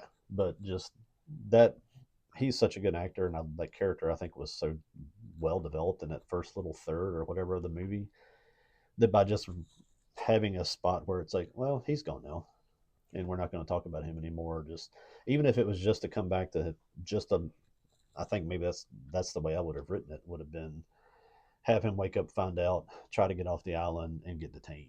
Right. And then at some point he breaks out at the end of the movie to go try to get him.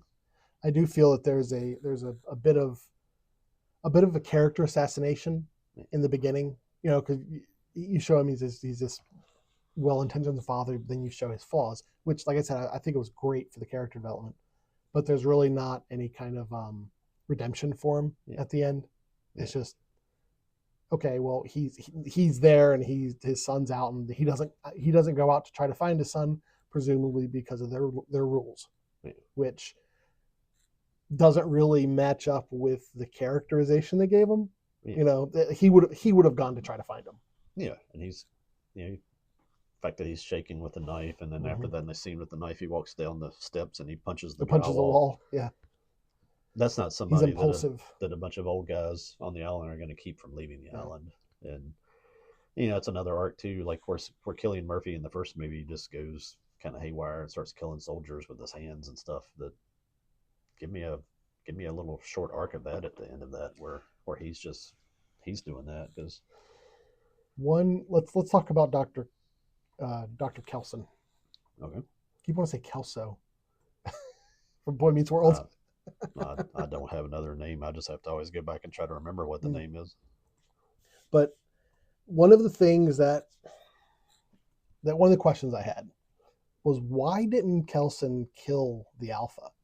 He incapacitated the Alpha multiple times. Oh, yeah. Like, we didn't go over this, but when Spike leaves Kelson, it's because the Alpha's trying to get the baby. Yeah. And he follows the baby into Kelson's bone area, and Kelson puts him out. Actually, Spike puts him out with one of Kelson's. He's got like a little hidey hole cage underground that he can get in to get away from the infected. Which, if Kelson was Jimmy, that would have made sense because Jimmy hid in a grate in the beginning. Mm-hmm. It would have made sense for that whole area to be where that church was. Anyway, they just would have had to cast somebody other than Ralph Fiennes. Right. Ralph Fiennes didn't look like Jimmy. You would have had to cast Owen Wilson to be the doctor. That would be great. That would be great. I like that. But the Alpha's getting them at underground, and he like punches a hole to get the baby, and he grabs Kelson and starts kind of like thrashing him, and Spike grabs his morphine stick and sticks the Alpha, and Kelson's like, "You got to go, man." Why doesn't he kill him? Why does he keep him alive? Those never explained. That's 2 times that he morphines him and just leaves him there. And he has a name for him. Do you remember the name? Samson, right? Something. Does he call him Samson? I don't remember what he calls him.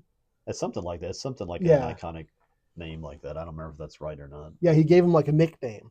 Yeah. And so he's obviously interacted with this Alpha before. I'm like, why do you keep this thing alive? Is it like a guard dog, or is there something that's benefiting you? As far as I can tell, there was nothing. Yeah. If I don't recall anything anyway. The Kelson part wasn't developed enough. There could have done more with that part of it, with what his relationship with the Alpha and the other things were, and stretched out the thing with Spike and his mom and made that more substantive, I think. I didn't think about stretching out the him with his mom and like giving them like a couple of days. Yeah. I think that would have been great. Have him teach while his mom's still alive. I think his mom being euthanized and like him placing the skull was definitely like, after that he had to leave. Yeah. But like have Kelson and his mom show him how to take care of the baby. That's a big one. If you're gonna have a baby, show them getting some sort of sustenance, because they say at one point he's gonna need milk. He can't just survive on water. Mashing up grubs or something. Right, and that's the last thing we hear about it. Yeah. And I definitely think you could have made it too to where the Spike would have been more justified in letting the euthanasia happen if they were maybe attacked a couple times or something, and you saw that like they could fight them off while his mom was just standing there, just like looking up at the sky and talking to her dad or something, and the doctor, or show her in pain. Where the doctor could have been explaining to her, Dr. Kelson, is like that she can't live in this world. She's not going to be able to protect herself. Yeah. And you have a new responsibility. Yeah. Yeah. It's like even if you try to protect her, she's going to get you both killed. I definitely think they could have taken 15 minutes and done something montage, like, show a couple of short scenes of them have Spike just learning from Kelson. That reminds me too of one of my other big problems that I had with the Swede and in that little segment of the movie, is that the whole time as he's leading the mom around through the fields and stuff like that, she's usually having to sit down and rest. But right before you get to the train, she just somehow or another gets ahead of them, and like they can't catch up to her. And you hear her screaming, and she's just running ahead, and they're like, "Oh, she's way ahead of us." I'm like, why are you letting her get that far ahead? How did she get that far ahead? Yeah, that part bothered me too. That they needed that to happen so she could get to the zombie to deliver the baby. And I do think, I understand the iodine. I don't know how iodine is made. I mean, we just buy iodine. That's how you get it. Yeah. But I'm assuming there's some way you can make it naturally. I don't know. There's got to be. I'm pretty sure there right? is. I think it's like you're going to get me into like my showing that I don't know a lot about chemical things, but I have no idea. I almost was thinking it was almost like a soy sauce thing, like where you brew it, Mash or something. yeah, Yeah. like something like that. I have no idea. But show Maybe it him comes out of making the iodine. Show iodine him, grapes. yeah, show him teaching Spike how to make the iodine. And Spike and the baby should have left covered in iodine. Yeah, Because other than that, there's really no. The reason iodine was even introduced was to explain how come he's out there and he hasn't been killed. because all of these little things are like the baby scene, not having it really have a reason, having some of this are like things that I almost just wanted some of them cut out, Yeah. instead of, if you're not going to develop it, just don't give me that. But I like the presence of the baby thing, and I'll tell you why when you get to how I fixed this movie. But um, yeah, and that would have addressed the part that he darts him, kills the mom, um, and then the son doesn't really overreact, and he pulled a knife on his dad over his mom earlier, so He was there, very Spike was very accepting of the hey, we just got here and you killed my mom. yeah, He was very accepting of yeah. that. Then that whole part, Fleshing out could that have pulling fleshed that out. out a couple of days could have really helped with that. My other last problem I had noted, that's really just one of those things that I'm like, it really didn't matter, but the heck was the deal with the crows? Yeah, the alpha seemed to actually control the crows. It It's seemed like like we're not Lord of the Rings.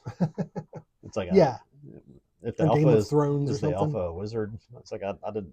In the previous films, did it because the crow was eating the dead body and it infected. And mice and things would always run from the infected in the early movies. Mm-hmm. Sometimes that's how you knew they were coming, is you'd get like this like stampede of like mice or rats and stuff. The crows just flying around and almost being directed by the infected, just like, It would have been fine if what was because that? you saw the crows when the alpha started running across the bridge, Yeah. the water bridge in the beginning, or the land bridge, excuse me, in the beginning, and he like sent the crows after Jamie and Spike, Yeah. and I mean it seemed deliberate, and it would have I think it would have been fine if like there were just If crows. the crows would just follow the alpha, because they know he's going to mess some stuff up and they're going to Yeah, get to eat. yeah. If they were behind him, Every time you see the alpha just chugging at you, there's there are this like crows behind mass of him. crows flying. Yeah. That makes sense. But the way they went ahead, Him being like, crows go attack. get them. I'm like, what's that? Yeah, that was That was that was a part of that goes along with, and I'll go off of that, like the guys in the very end with Jimmy's gang. Yeah. I felt like tonally that was completely separate from the entire film. So there are those little pieces of like goofiness to the film, and that's definitely one of them. The It's like, crows. what can the if the Jimmy dude comes back to be the hero, the kind of the people that have got it figured out, and maybe the ones that sort of helped them fight this thing off. I think Maybe that's it. I But think he was presented a little too much like a psychopath. to You have know? just another, I don't need another Negan. I don't need another governor. Yeah. Uh, You've done everything you can do in that genre with, here's a bad group of people in a zombie story. It's like, no. I am of all the tropes in zombies, the one that I think I'm most tired of is we're the real monsters. Okay, Yeah. sure. No, you've got all this cool stuff going on. We've got fat crawling zombies. You've got Alphas. alphas. You got them reproducing now, you got them which trying to. I still think that was, and hopefully they'll answer at some point. But I still think that the alpha is the father of the child. All right, I still think that. That's a leeway into my rewrite. You ready? Okay. You ready for that, or you want to get to that yet? Not yet. Let me get to the couple of things I looked up, just some like trivia. Yeah. And I looked this up while we were sitting here. The whole thing with Jimmy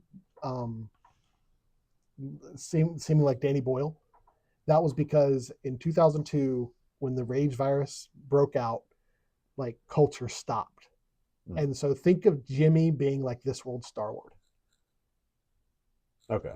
That's why he's like that. That's why they're in the tracksuits. That's why they have the style. Yeah. And so it would make sense that they were influenced. Their whole shtick is influenced by Clockwork Orange. Okay. It's like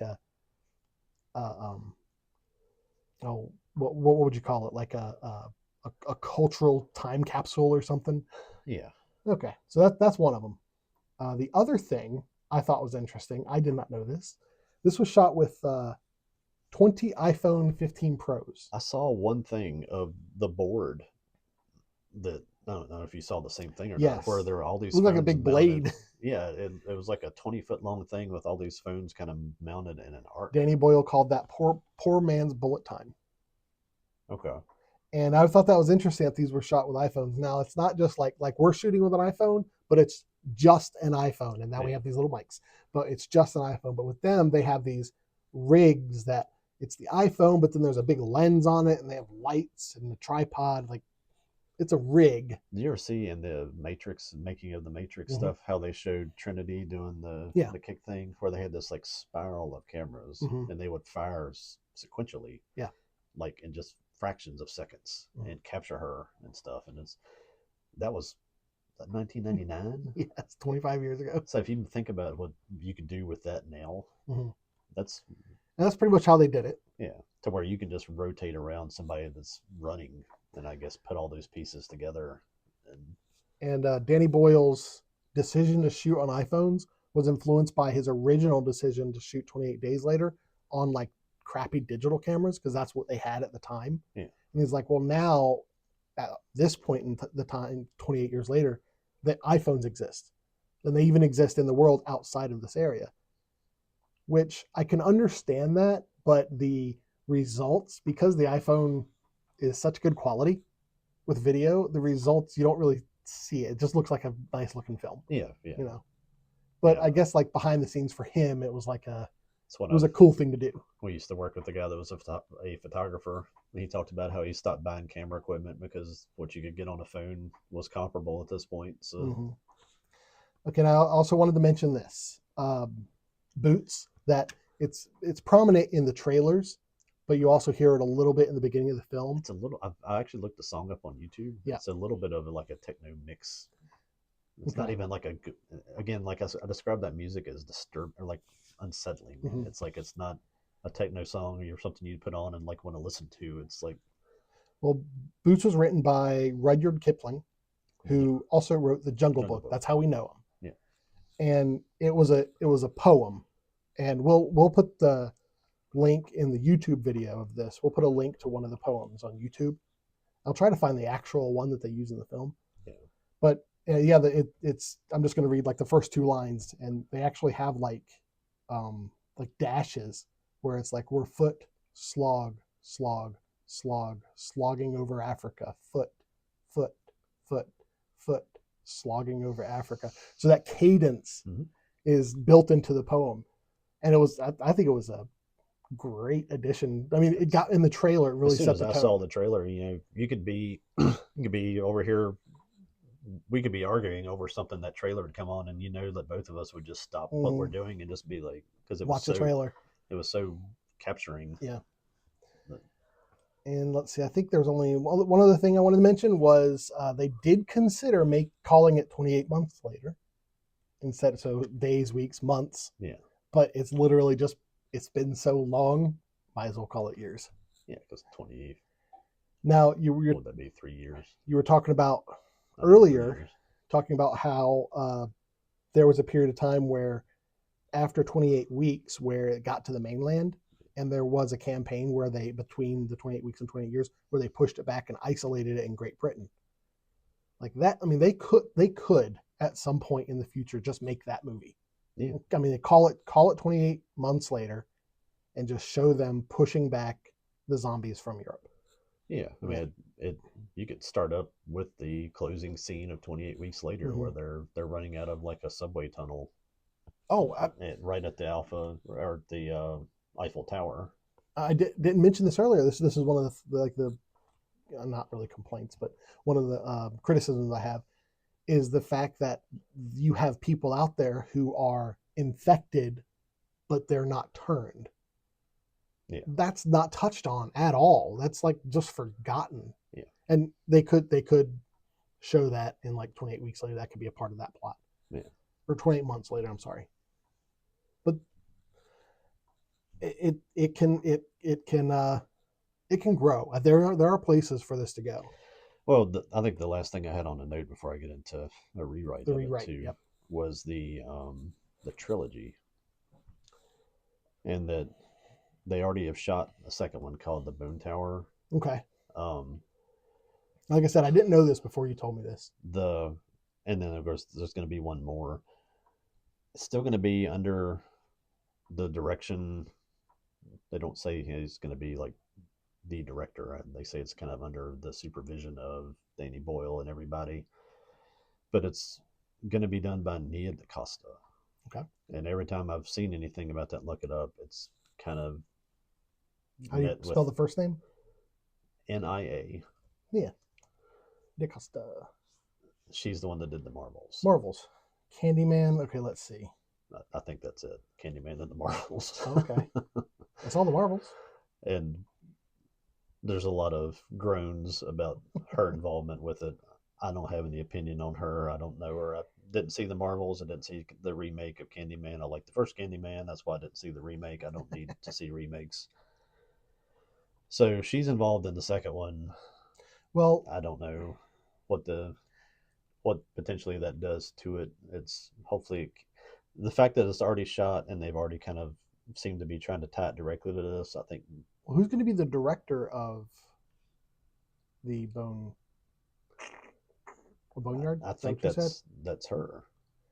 Okay, because it looks like her credits for writer is Marvel Candyman. I don't see where she's a director anywhere. Yeah, I don't. I may not ever repeat those the correct way of who's a writer, director, producer. I always kind of think of those as the same people, but I know those are. Sometimes it seems like they are.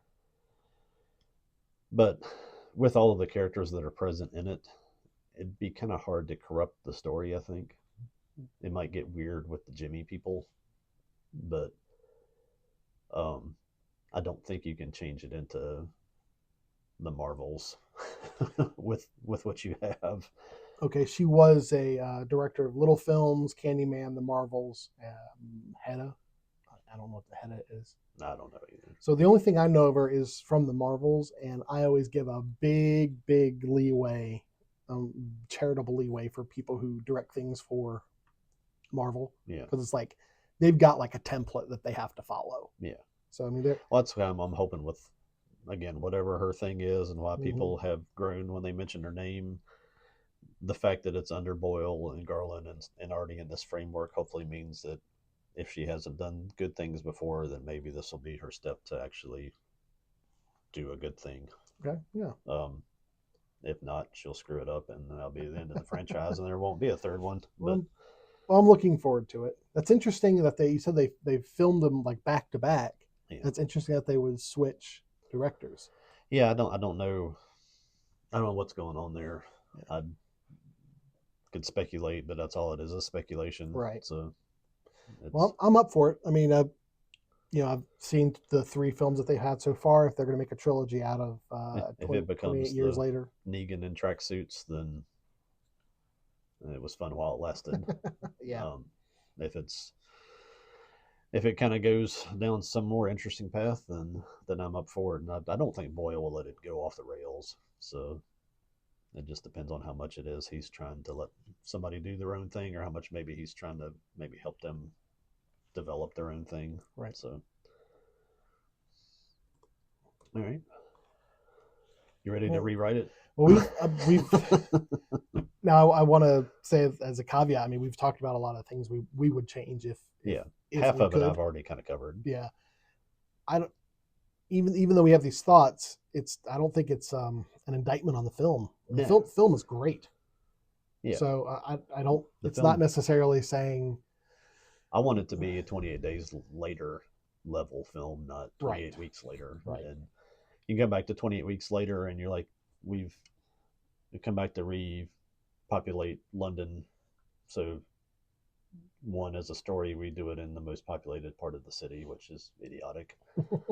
And somehow or another, with all that military there, just one infected person makes it all just go down. Right. Those are two things that take that down a level. I was fine with those happening. They get all the people together and 28 weeks later in a room because the power went out or something. Yeah, like or when they shut the power. When they had the kids, they were like, the kids were in this secure location, and they were like, "Come on, kids!" What? Yeah, they're secure. That was one of those like, guys, what are you doing? It's like you had everybody in places. There's no way they could have all got infected at once. Yeah. But that, so it's on that level. I think if to rewrite it would get it out of that level and take it above there. And like I said, the first parts, I wanted the mom's death and the skull placement part to be kind of the climax of the story. Talked Yeah, about how I that could hadn't have been thought about better. it, but I agree with you. I really think that they could have slowed down and spent some more time there and really Yeah. kind of developed. Have developed a relationship with the Dr. Kelson so that you've Yeah. actually used Ray Fiends effectively. And then let Ralph Fiennes, however you say his name. I have no idea. Now, unless Dr. Kelson is going to come back in the next film, he should have died. Yeah. I really think he should have died. Well, I mean, that's the whole thing that could have happened with their building and the relationship with Spike, is talking to him about death, because maybe nobody's really talked with him about it, and kind of letting Spike come to peace with that everybody I know is going to die at some point, and kind of developing that more. That would have made everything, placing the skull and everything, even more emotional and stronger and all that. But and then of course I said about the dad, just cutting Aaron Taylor Johnson out of it completely, working him in, even if it was just 5-minute scenes along the way to let you know that he's still there and that he's gonna come out and try to find Spike at some point in the next movie. Going back to, I think I got this thing about I want one or more people to die in this. Going back to Kelson should have died real quick, and talk about an emotional scene. If Spike setting his mom up on the pillar on the pile of bones was something he did on his own, like if like if Kelson had already died, if Kelson had died, he prepared his mom. That and Spike was the one that had to prepare his mom because he already saw how it was done. That takes you from leaving the Power Ranger behind to placing your mom's skull on top of the pile. That's a huge arc for a kid. That would have been amazing. But this is how I address the baby thing. That's the kind of thing. It would be in the novelization. Like if this was based on a novel, all of that would have been in the book. Oh yeah. There's a lot of what I want changed that would have been a problem because it would have stretched story out too long. But when going on the baby thing, when looking back at this film, when thinking about this film, the baby, I almost forget the baby because it seems with developing Kelson and doing that part of it, there would have been no baby in this story. Unless again, cut all that out. Unless again, they're just looking at what's on the next. Like if this baby is like the evolution of this rage virus, and it's infected. Like they never showed the baby's eyes that looked infected or anything like that. As far as we know, the baby is just 100% fine human baby. Yeah. So unless they're planning on this being a plot point in the next film, which if you look at the previous films, they don't do that. They need to pay me $100 and take what I'm getting ready to tell you. Okay. Because this fixes all of it. Go ahead. All right. I think I texted you this. This is the beginning of it. With the alphas, this is keeping the baby's plot in the storyline and making it have a reason to be there. Make the alphas because they're already hyper aggressive, driven to reproduce. So that the reason they're killing and ripping out the heads of men is because they catch something, see it's not a woman, rip it out, destroy it. Competition. Because they're running around like you saw him bouncing around in the whole movie. He's obviously ready to go. When they catch women, then have them ravage them. Have them try to ravage the women and impregnate them. Mm-hmm. The impregnation would infect them because there would be fluid transfers and stuff. Then you would get to that woman that you had that was pregnant, and it could even be one of those things if you needed it to be more convenient for the story, that because it's a mutated thing that gestation happens faster. That could have very easily been a part of the explanation of why only men are hunters. Yeah. It'd be like, women used to go out too, but these alphas. I'm getting to all of that. Yeah. The infected, impregnated women give birth to alphas. Only give birth to alphas. Anything else, I guess. So that's how an alpha is made? Yes. Okay. The baby would not get infected because it would be a carrier of the alpha strain. And they wouldn't need to go into this, but like the lore behind that could simply have been there was a pregnant woman who wasn't infected. She got infected while she was pregnant, and that produced the first alpha, right? I've got you a better lore. Oh, okay. I ain't got there yet. Okay. But those babies would be the carrier of the alpha strain, which you already hit on, makes it much more important to protect the villages. Oh, yeah. That you have a village full Baby of women factory. and Alpha factory. pregnant ladies that you're trying to keep your species going with that are going to be preyed upon by these alphas because they're like, where are the women at? Mm-hmm.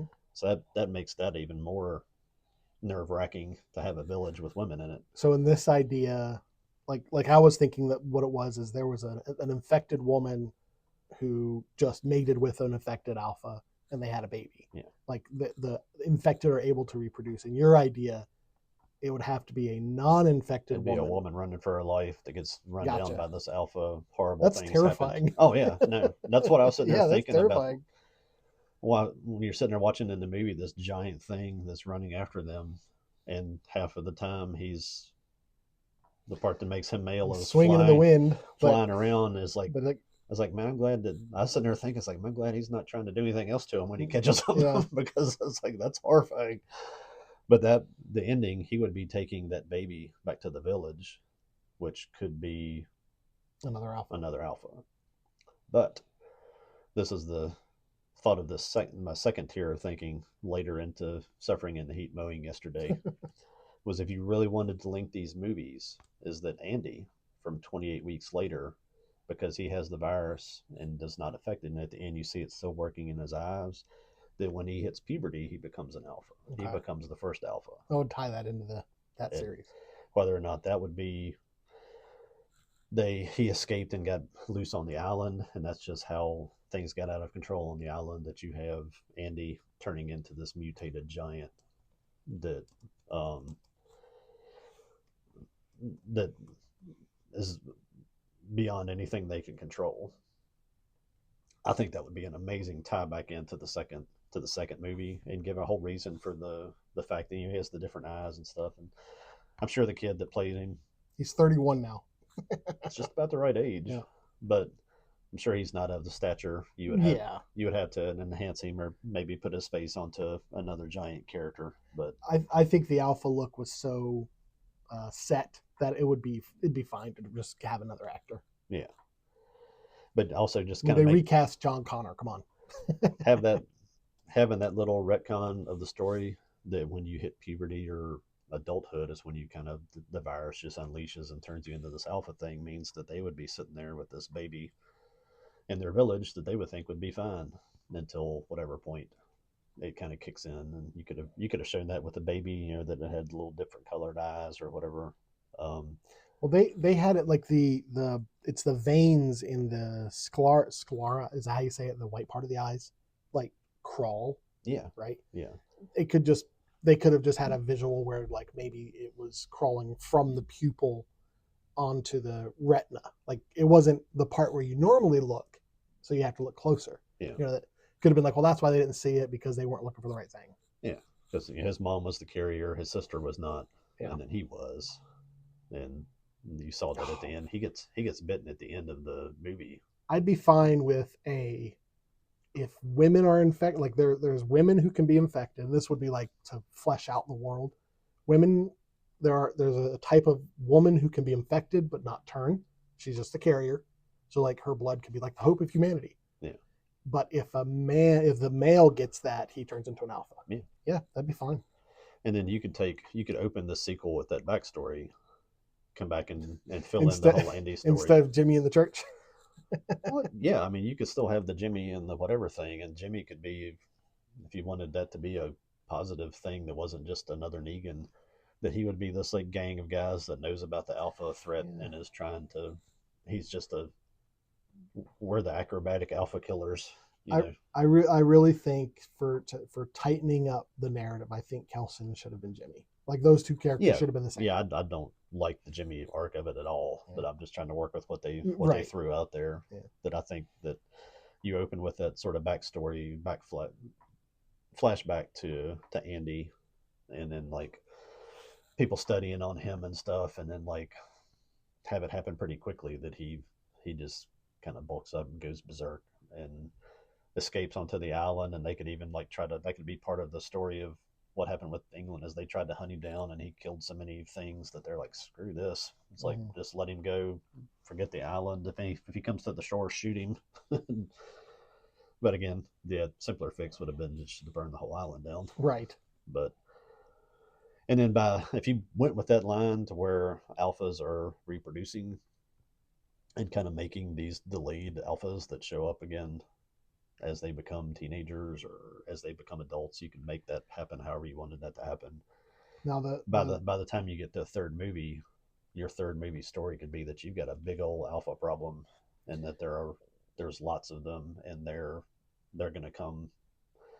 You know, what connects Europe to England? The Channel. Right? I mean, yeah, the English Channel. You would assume, well, the Channel. The tunnel. Yeah. You would assume that they would have collapsed it at this point. Yeah, but, of course. But give me a team of 50 alphas, they could start digging their way back through it or something. So now the one question I do have with the life of the alphas here. So the alpha impregnates an uninfected woman who becomes infected and gives birth to a fast gestating alpha who turns into an alpha when they hit puberty. Yeah. Between birth and puberty, what's that kid going through? I would think he'd just be like Andy. I mean, Andy had the virus the whole time. But is he living with the infected? Yeah, I guess if they're just popping out in the wild and they're just running around as part of the pack, and so that they would be somewhat feral beforehand. Yeah. And if not ever exposed to anything except for the infected that they're around, they would be that. Because I mean, if you just turned a kid loose in the woods and didn't teach him how to speak or do anything else, he'd be out eating bugs too. I could see I was thinking about their growth process. If they're fast gestating, maybe they're fast growing. Yeah. And for plot hit puberty, have them. They could like a werewolf, grow large. Yeah, I'm thinking like Split, where when he decides to become the beast in Split, where he's bulking up, bulks up. But just whenever they start to change, that just starts to happen like that, and they don't grow like a werewolf, where they're popping out, just in seconds, but they're growing fast, and that could add to the fact that they're angry and want to kill stuff because they're in pain as they grow, and you could do all kinds of stuff with that. And that was just like, how do you make sense of this baby part of this movie? Yeah. And I'm like, I made sense of it for you. I'm happy with that fan canon. Yeah. I mean, it's a way to take it. The simpler way to take it would have been no baby. Yeah. Yeah, that baby definitely seemed like an afterthought and a setup for the next film. But the running around giant alphas trying to rape all of your women. Yeah, that sounds terrifying. I mean, just watching them run from one was terrifying to watch. Yeah. And I was like, wow, that would make it even 3 times more horrible, because that's. And it was definitely a rated R film, so they could have gone there. But I don't know if that's where they wanted to go. You can depict that without having to go. Just the themes about it. Yeah. If you can have a woman get caught and know that that's happening without having to expose an actress to a scene like that. It would be easy to show this woman not infected. Alpha gets her. Later on, you see her pregnant, infected with the alpha. Yeah. Yeah. You would not have to be explicit about it. I'm saying just the themes. You could pretty much assume that the audience is going to understand that it was not a pleasant process to get there. Right. And right. There was no Barry White playing and no wine. It was the same guy that when you're launching arrows into him, he's just powering through. If he catches you, he grabs you by the head and rips your spine out. So that kind of touches on one of my criticisms of the series as a whole, is they leave a lot unknown. Yeah. And I that might be completely intentional. In the next film, there might not be any alphas at all. We might not see anything about the baby in the next film. I don't know that at any point in any of them they really ever thought they were going to make. We need to make sure we set up a sequel. Right. Yeah. They kind of give you an open-ended. This is probably where everybody went to at the end of 28 Days Later. They show you that 28 weeks later that this ain't gonna turn out good. Right. You can't stop this. And yeah, this one is the first one of the series that's directly trying to get you to a sequel on purpose. And of course, they've already got it plotted out there. I'm sure it's not going to be anything that we suggested, but that's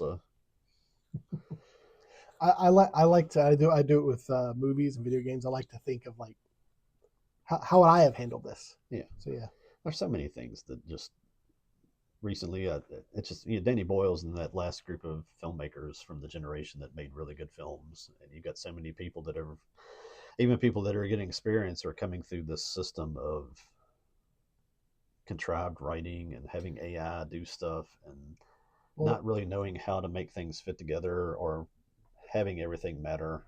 And movie making is very iterative.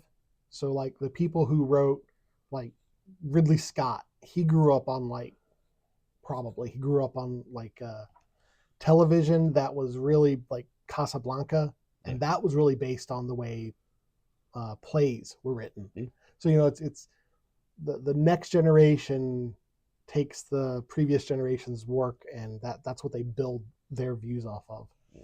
And you're going to get in the next 20 years, we're going to get people who watched Marvel. That's Yeah. their film. That's their film history is And Marvel. it's that I need this to happen, so let's write to a 2-line thing to just make Justify that it. easier instead of like But instead of having that as a plan when you started writing your story that I'm going to get to this spot and this is how we get there, and then from this spot we're going to go to there, and not just be oh, here's a cool idea, let's work this in. It's like, no, you can't just work it in. It looks worked in when you work it in. But films like this give me hope, though. yeah, I mean, it's We there's have more. I have a lot to fix in this because it's a favorite franchise of mine. right. So I feel like it's like a Godzilla film. I'm going to be more critical of it Yeah. because I expect a lot of it and I want it to be good. I don't criticize and get into what we would do with the Mandalorian or any Star Wars stuff because I don't care about any of that crap. I've got my first 3 movies and I can go back and watch them. I don't really even enjoy them now at this point because they've screwed up the rest of it. I really personally I really loved the first 2 seasons of Mandalorian, and I have a whole like kind of like you did here with this film. I have a whole what they should have done with season 3 of the Mandalorian, and I think they should have had a spin-off series, Jedi Academy, but whatever. That's for another leftovers, maybe. That might have to be a leftovers by yourself because Yeah. I'm not watching all that stuff to even get into those. There's a lot of series that I've just kind of been like, no, I've tried your first couple of efforts and I've seen what it is you're trying to do, and I'm just you're going to have to really change courses for me to ever come back to some of those. And this series hasn't gotten to that point yet. No. Worried a little bit about where it might go next, but if it does, if it stops here, then hey, you got 3 great films. If it stops here on the next one, there won't be a third one because I think that third one is definitely depending on the success of the second one. So, but if it works like this one and Boyle and those guys kind of keep their vision going, then I fully expect to see a third one because I don't see how the second part of this series could be but so bad. But been surprised before. We'll see. Yeah. See where it takes us. Right. If it becomes Jimmy the tracksuit Negan, then it kind of seems like where it's going.